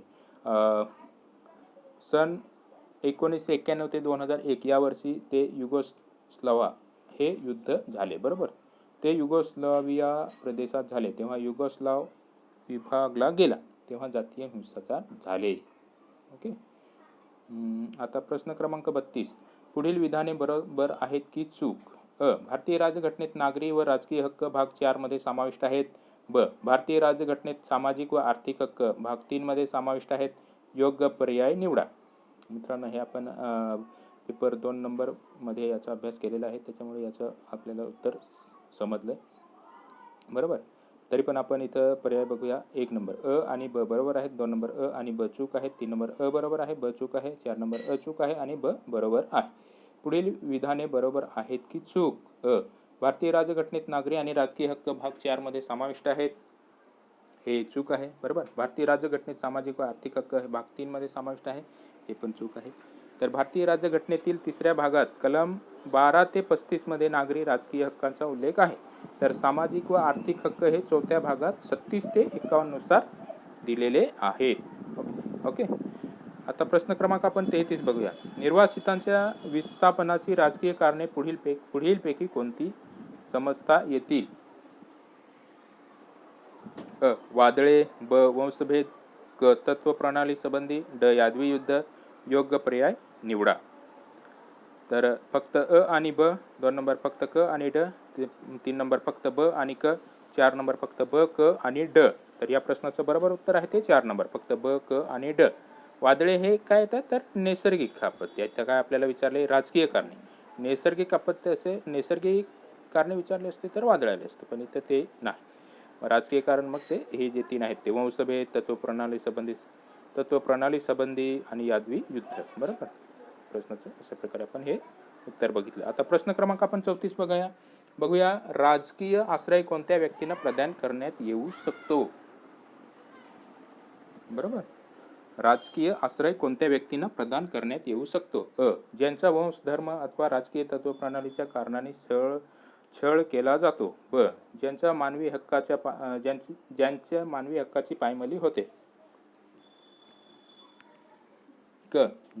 ज्यांना त्यांच्या देशात इतर नागरी हक्क व स्वातंत्र्य नाकारले जातात. ड. ज्यांना त्यांच्या स्वतःच्या देशात व्यक्तिगत प्रगतीच्या संधी पुरेशा प्रमाणात उपलब्ध नसतात. तर योग्य पर्याय निवडा. 1. वरीलपैकी सर्व. 2. फक्त अ आणि ब. 3 नंबर फक्त क आणि ड. 4 नंबर फक्त अ, ब आणि क. जेथे मानवी हक्काची पायमल्ली होते तिथे राजकीय आश्रय देऊन पीडितांचे पुनर्वसन करण्याचा प्रयत्न केला जातो. बरोबर. पण 4 नंबर आपल्याला इथं ड काय दिलंय? ज्यांना त्यांच्या स्वतःच्या देशात व्यक्तिगत प्रगतीच्या संधी पुरेशा प्रमाणात उपलब्ध नसतात. इथं दिला जात नाही. राजकीय आश्रय कोणत्या व्यक्तींना प्रदान करण्यात येतो. तर अशा प्रकारे हे अ, ब, क बरोबर आहेत आणि ड जे आहे ते चूक आहे. आता प्रश्न क्रमांक 35 बघूया आपण. राष्ट्रीय मानवी हक्क आयोगाची टिंबटिंब पुढील कार्य आहे.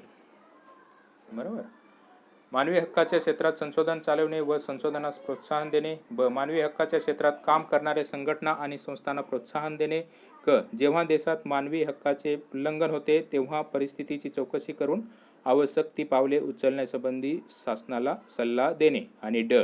मानवी हक्काशी संबंधित आंतरराष्ट्रीय कराराचा अभ्यास करून योजना देणे. वरीलपैकी कोणती विधाने योग्य आहेत? 1 नंबर आहे फक्त अ, 2 नंबर फक्त अ, ब आणि क, 3 नंबर फक्त अ आणि ब, 4 नंबर वरील सर्व. मित्रांनो, अशा प्रकारे हा प्रश्न बघितला. याच्यामध्येच विधानांमध्ये जे उत्तर दिलेलं आहे. मित्रांनो, हा जो व्हिडिओ मी बनवत आहे तो आपल्या पेपर सामान्य अध्ययन पेपर क्रमांक 3 या पेपरमध्ये कसे प्रश्न विचारले जातात हे आपल्याला समजावं याच्यासाठी मी आपला व्हिडिओ बनवत आहे. मित्रांनो, व्हिडिओ आवडला तर लाईक करा, आपल्या चॅनलला सबस्क्राईब करा आणि मित्रपरिवारामध्ये शेअर आणि फॉरवर्ड करायला विसरू नका. कारण आपल्या गावाकडील जी मुलं आहेत त्यांना पण स्पर्धा परीक्षेसंदर्भात माहिती मिळावी आज माझा उद्देश आहे. तर इथं आपण त्या प्रश्नाचं थोडक्यात विश्लेषण बघूया. मानवी हक्क आयोगाचे कार्य आणि अधिकार. मानवी हक्क उल्लंघनाच्या तक्रारीची सखोल चौकशी करणे. तक्रार अर्ज प्राप्त झाल्यावर संयम आयोग एखाद्या प्रकरणाची दखल घेऊ शकते. बरोबर. 2 नंबर न्यायालयासमोर विचाराधीन असणाऱ्या एखाद्या प्रकरणात मानवी हक्क उल्लंघनाचा प्रश्न गुंतला असल्यास संबंधित न्यायालयाच्या परवानगीने त्या प्रकरणात हस्तक्षेप करणे. बरोबर. 3 नंबर एखाद्या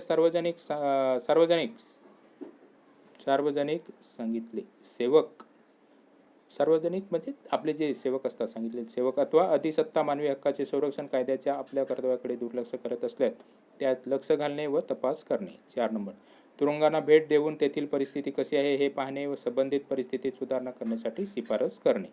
5 नंबर घटना व कायद्याच्या चौकटीत मानवी हक्काचे संरक्षण करण्यासाठी हाती घेण्यात आलेल्या प्रयत्नांचे व उपायांचे परीक्षण करणे आणि आवश्यकता वाटल्यास उपाययोजना सुचवणे. 6 नंबर मानवी हक्काचे संवर्धन करण्यात अडथळा ठरणारे दहशतवादी, अतिरेकी कारवाया आणि इतर कृत्यांचे परीक्षण करणे आणि हे अडथळे दूर करण्यासाठी उपाय सुचवणे. 7 नंबर देशाच्या राजकीय व्यवस्थेत मानवी हक्काविषयी तरतुदीची अंमलबजावणी प्रभावीपणे व्हावी यासाठी मानवी हक्क विषयक सर्व आंतरराष्ट्रीय कायदे व करारांचा अभ्यास करणे. संशोधन, जागृती, संवर्धन आणि विकास. आणि कलम 12 मध्ये आयोगाची कार्ये दिलेली आहेत. बरोबर. कलम 12 मध्ये आयोगाची कार्ये दिलेली आहेत. अशा प्रकारे आपण हा प्रश्न बघितला आणि त्याचं उत्तर बघितलं आणि थोडक्यात विश्लेषण बघितलं. इथं काय आपल्याला प्रश्न विचारलाय तर राष्ट्रीय मानवी हक्क आयोगाची टिंबटिंब पुढील कार्य आहेत. तर ही जी आहेत ती सगळी कार्य आहेत आणि आपण त्याचं हे बघितले. बरोबर. आता आपण पुढचा प्रश्न बघूया.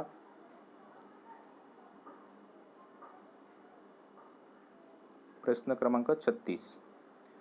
खालील विधानांचा विचार करा. अ. भारताच्या राज्यघटनेत अनुच्छेद 51 प्रमाणे राज्य आंतरराष्ट्रीय शांतता व सौहार्दात वाढ करण्यासाठी प्रयत्नशील राहील. ब. ही तरतूद 42व्या घटनादुरुस्तीने करण्यात आली. 1. दोन्ही बरोबर, 2. दोन्ही चूक, 3 नंबर फक्त अ, 4 नंबर फक्त ब. तर या प्रश्नाचं बरोबर उत्तर आहे ते फक्त अ. भारताच्या राज्यघटनेत अनुच्छेद 51 प्रमाणे राज्य आंतरराष्ट्रीय शांतता व सौहार्दात वाढ करण्यासाठी प्रयत्नशील राहील. संविधानातील थोडक्यात विश्लेषण बघूया मित्रांनो. इथं संविधानातील अनुच्छेद 51 समाविष्ट आहे. संविधानात अनुच्छेद 51 समाविष्ट आहे. राज्य हे आंतरराष्ट्रीय शांतता व सुरक्षा यांचे संवर्धन करण्यासाठी, राष्ट्रामध्ये न्यायसंगत व सन्मानपूर्वक संबंध राखण्यासाठी, असंघटित जनसमाजाच्या आपापसातील व्यवहारामध्ये आंतरराष्ट्रीय कायदा व तहांची आबंधने याबद्दल आदरभावना जोपासण्यासाठी आणि 4 नंबर आंतरराष्ट्रीय तंटे वादाद्वारे मिटवण्यासाठी प्रोत्साहन देणे. तर दुसरा जो पर्याय दिलेला आहे तो 42वी घटनादुरुस्ती 1976 साली झाली आहे. बरोबर. संविधानातील भाग 4A नव्याने समाविष्ट करण्यात आला. नागरिकांनी पार पाडावयाच्या मूलभूत कर्तव्यांचा यात समावेश होतो. अशा प्रकारे त्याच्यामध्ये ते दिलेलं आहे. आता आपण प्रश्न क्रमांक 37 बघूया. अमेरिकेचे राष्ट्रपती रूझवेल्ट यांनी अमेरिकेच्या संसदेला 1941 मध्ये दिलेल्या संदेशात पुढील स्वातंत्र्याचा उल्लेख सार्वत्रिक महत्त्वाचे या पद्धतीने केला होता. अ. भाषण स्वातंत्र्य. ब. संधीच्या समानतेचे स्वातंत्र्य. क. अभावापासून स्वतंत्र. ड. भीतीपासून स्वतंत्र. यापैकी कुठलीही विधाने बरोबर आहेत? फक्त अ आणि ब. 2 नंबर फक्त अ आणि क. 3 नंबर फक्त अ, ब आणि क. 4 नंबर फक्त अ, क आणि ड. तर या प्रश्नाचं बरोबर उत्तर आहे ते 4 नंबर फक्त अ, क आणि ड. अ काय आहे तर भाषण स्वातंत्र्य. ब काय आहे तर संधीच्या समानतेचे स्वातंत्र्य. आणि ड भीतीपासून स्वातंत्र्य. अशा प्रकारे. आता त्याचं आपण थोडक्यात विश्लेषण बघूया. दिनांक 4 जानेवारी 1941 मध्ये अमेरिकन राष्ट्राध्यक्ष फ्रँकलिन डी रूझवेल्ट यांनी आपल्या संसदेला उद्देशून केलेल्या भाषणात 4 स्वातंत्र्याची घोषणा केली होती. बरोबर. त्या भाषणात त्यांनी असेही नमूद केले की जगाच्या कोणत्याही कोपऱ्यात या स्वातंत्र्याचा लाभ घेता येऊ शकतो. ही 4 स्वातंत्र्य आहेत ती म्हणजे 1. बोलण्याचे. 2. पुजण्याचे स्वातंत्र्य. 3 नंबर इच्छेपासून स्वातंत्र्य. 4 नंबर भयापासून स्वातंत्र्य. बरोबर. अशा प्रकारे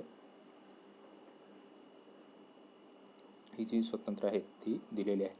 आणि प्रश्न आपण बघितला आहे. अमेरिकेचे राष्ट्रपती रूझवेल्ट यांनी अमेरिकेच्या संसदेला 1941 मध्ये दिलेल्या संदेशात पुढील स्वातंत्र्याचा उल्लेख सार्वत्रिक महत्त्वाचे या पद्धतीने केला होता. अ. भाषण स्वातंत्र्य. ब. संधीच्या समानतेचे स्वातंत्र्य. आणि ड. भीतीपासून स्वातंत्र्य. आता आपण प्रश्न क्रमांक बघूया 38.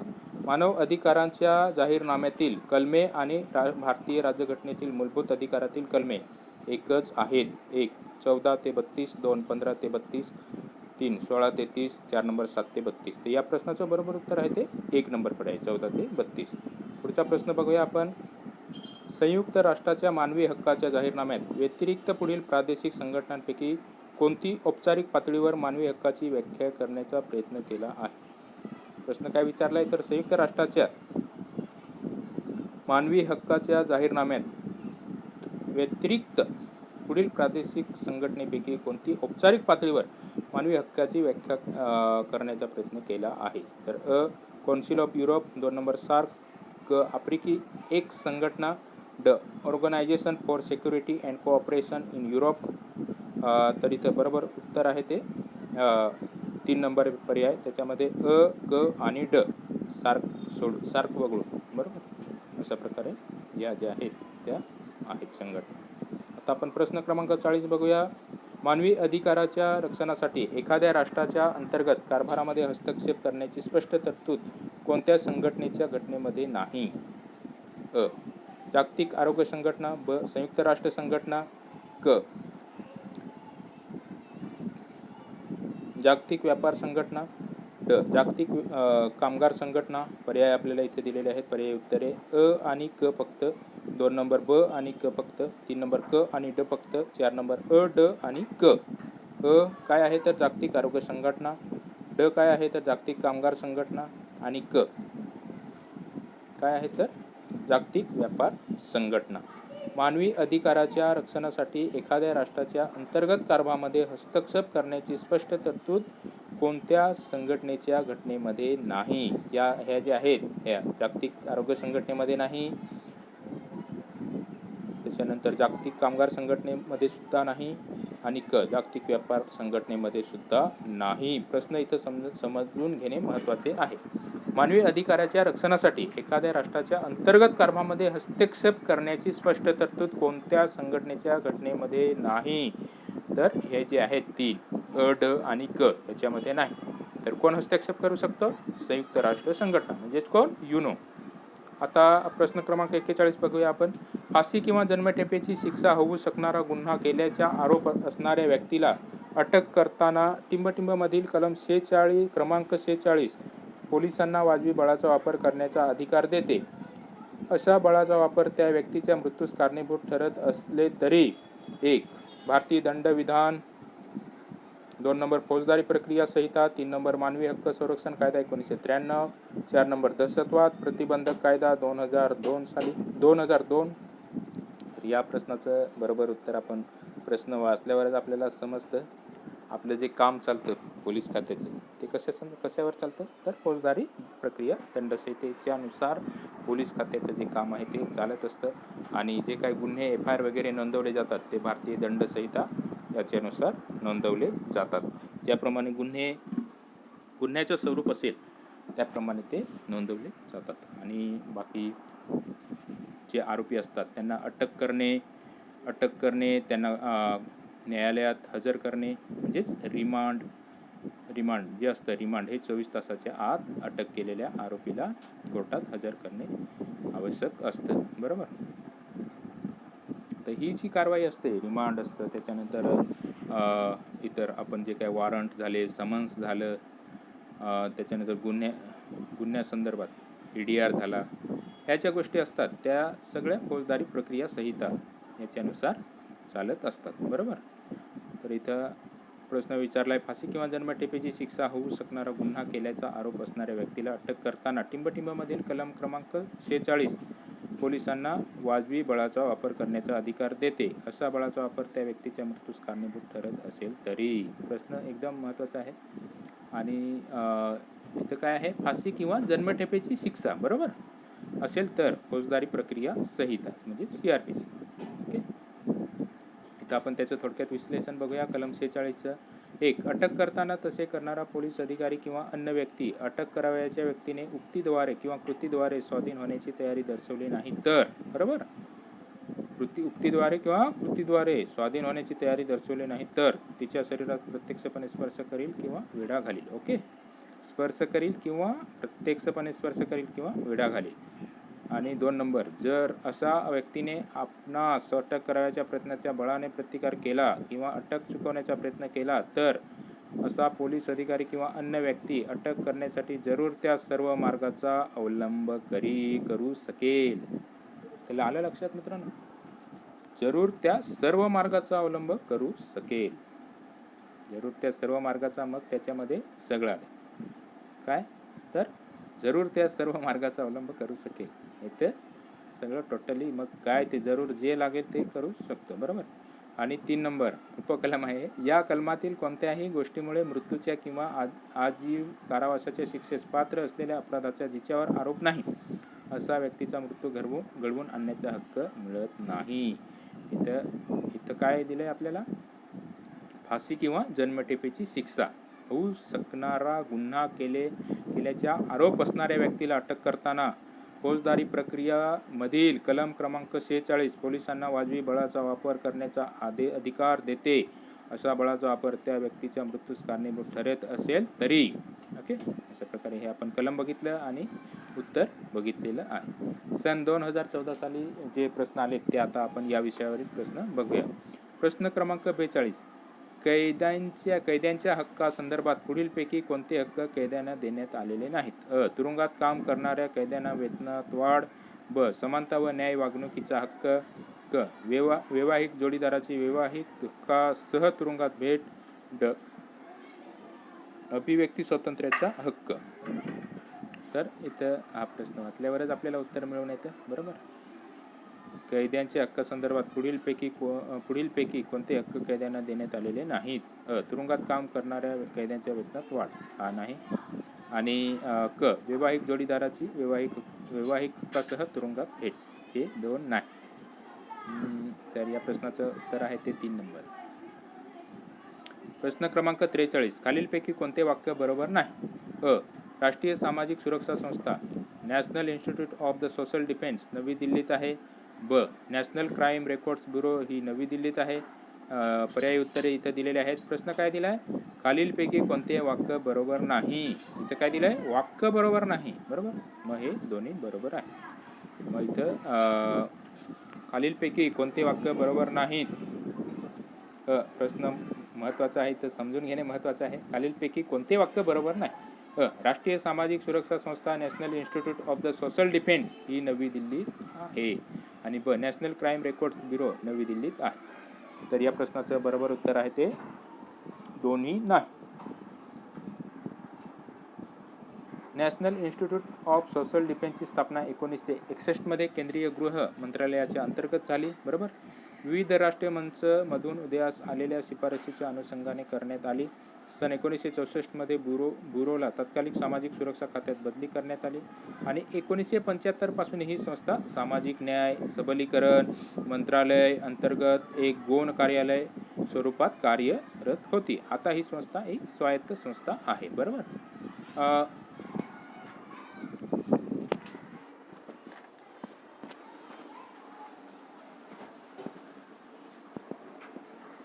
गुन्हेगाराचे प्रतिबंध आणि तपासणी करण्याचे क्राईम रेकॉर्ड्स ब्युरोची नेहमीच महत्त्वाची भूमिका राहिलेली आहे. अशा प्रकारे या प्रश्नाचं उत्तर आहे. आता आपण प्रश्न क्रमांक बघूया 44. सशस्त्र दल विशेष अधिकार कायदा अप्सा AFSPA म्हणजेच अप्सा हा भारतातील फुटीरवादी समस्येशी निगडीत आहे. हा कायदा सिक्कीम राज्यात लागू आहे.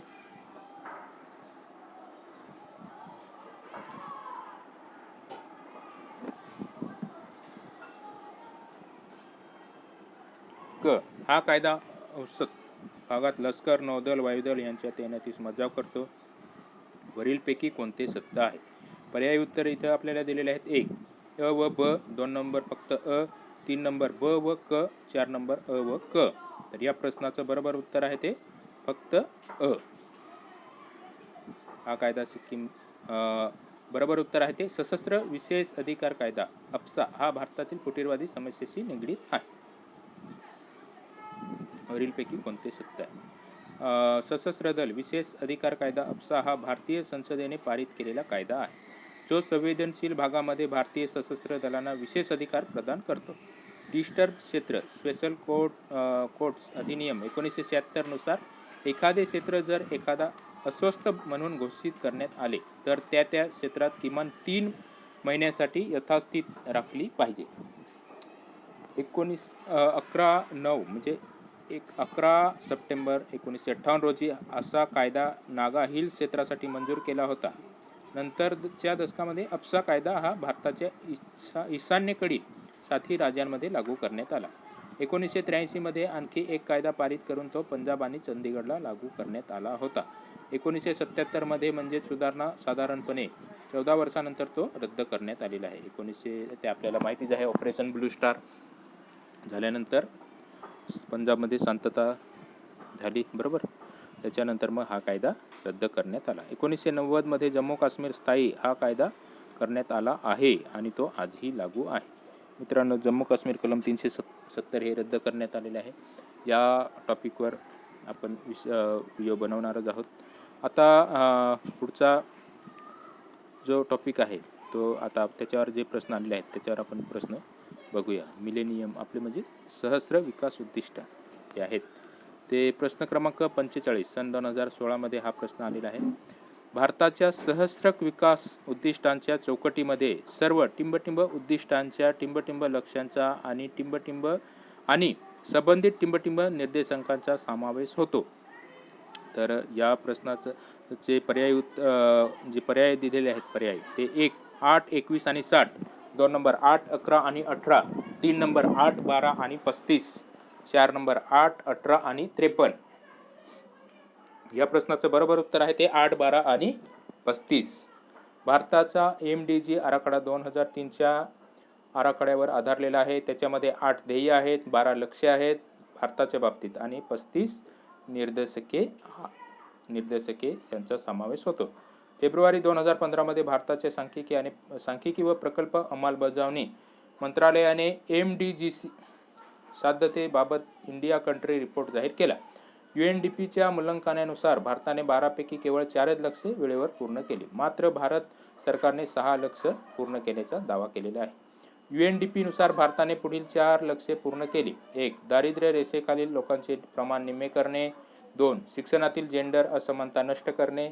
3 नंबर HIV एड्सचा प्रसार थांबवणे. 4 नंबर खाजगी क्षेत्राच्या सहकार्याने माहिती व संचार तंत्रज्ञानाचे फायदे उपलब्ध करून देणे. अशा प्रकारे हा प्रश्न आहे. हा महत्त्वाचा प्रश्न आहे. पुन्हा एकदा बघूया आपण. भारताच्या सहस्त्रक विकास उद्दिष्टांच्या चौकटीमध्ये सर्व 8 उद्दिष्टांच्या 12 लक्ष्यांचा आणि संबंधित 35 निर्देशांकांचा समावेश होतो. अशा प्रकारे हे महत्त्वाचं आहे प्रश्न. त्याचं आपण विश्लेषण बघितलं. आता आपण प्रश्न क्रमांक 46 बघूया.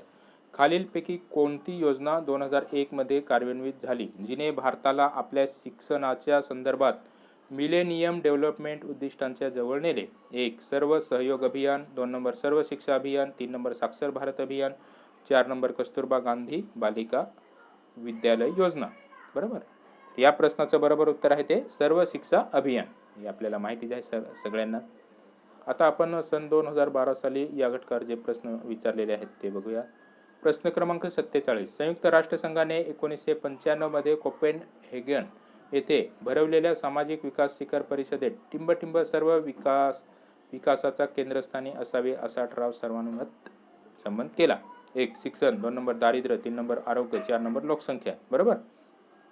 तर या प्रश्नाचं बरोबर उत्तर आहे ते 2 नंबर पर्याय दारिद्र्य. गरिबी हटाव म्हणजे दारिद्र्य. बरोबर. त्याच्यानंतर सन 2013 साली गिनी कोइफिशियंट काय आहे? गिनी कोइफिशियंट काय आहे? 1. गरिबीचे प्रमाण. 2 नंबर गरीब व श्रीमंत यामधील दरीचे प्रमाण. 3 नंबर आर्थिक विकासाचा स्तर. 4 नंबर शैक्षणिक गुणवत्तेचा स्तर. बरोबर. तर या प्रश्नाचे जे बरोबर उत्तर आहे ते 2 नंबर पर्याय आहे. बरोबर. तर गिनी गुणांक हे देशाच्या रहिवाशांच्या उत्पन्नाचे किंवा संपत्तीचे वितरण करण्याचा हेतू असलेले सांख्यिकीय आपत्तीचे एक मोजमाप आहे. बरोबर. हे महत्त्वाचं आहे म्हणजे आपल्याला माहितीसाठी. आणि असमानतेचा इटालियन सांख्यिकीय शास्त्रज्ञ कोराड गिनी यांनी हे विकसित केले आणि 1912च्या पेपर व्हेरिएबिलिटी अँड मुटेबिलिटी मध्ये प्रकाशित केलेलं आहे. अशा प्रकारे हे गिनी कोइफिशियंट काय आहे तर त्याचं ते हे आहे. आडनावानुसार त्याला ते हे दिलेलं आहे. मित्रांनो, अशा प्रकारे आज आपण हे जे आहेत प्रश्न ते आपण बघितलेले आहेत. महाराष्ट्र लोकसेवा आयोग सामान्य अध्ययन राज्यसेवा मुख्य परीक्षा सामान्य अध्ययन पेपर 3 मधील जो आपला टॉपिक आहे मानवी हक्क त्याच्यामधला पहिला टॉपिक आहे तो आपण त्याच्यावर जे प्रश्न आलेले आहेत ते बघितले. मित्रांनो, इथपर्यंत व्हिडिओ बघितल्याबद्दल आपला धन्यवाद. आपला जो चॅनल आहे यूट्यूबवर चॅनल आहे PB मोर सागरावाले. बरोबर. या चॅनलला मित्रांनो लाईक करा, सबस्क्राईब करा आणि चॅनलवरील व्हिडिओ शेअर करायला विसरू नका. आणि आपला जो फेसबुकवर आपला मोर सागरा हा ग्रुप आहे या ग्रुपला पण भेट द्या मित्रांनो. आणि आपल्या गावाकडील जे विद्यार्थी मित्र आहेत ते जर MPSCची तयारी करत असतील तर त्यांना हा व्हिडिओ पाठवायला विसरू नका. अशा प्रकारे आज आपण हा भाग बघितला आणि या विषयावर जे काही प्रश्न आलेले आहेत ते आपण प्रश्न बघितले आणि त्यांची उत्तरं बघितली. सन 2016 ते 2012 म्हणजे 2012 ते 2016 या परीक्षेमध्ये जे मुख्य परीक्षा सामान्य अध्ययन पेपर 3 मध्ये जे प्रश्न आलेले आहेत ते आपण या टॉपिकवरचे प्रश्न बघितले. मित्रांनो, आपल्याला हा व्हिडिओ कसा वाटला ते जरूर आपल्या कमेंट बॉक्समध्ये लिहा. आवडला तर लाईक करा, चॅनलला सबस्क्राईब करा आणि आपल्या गावाकडील जे मित्र आहेत त्या मित्रांना हा व्हिडिओ पाठवायला विसरू नका. अशा प्रकारे आज आपण इथेच थांबूया.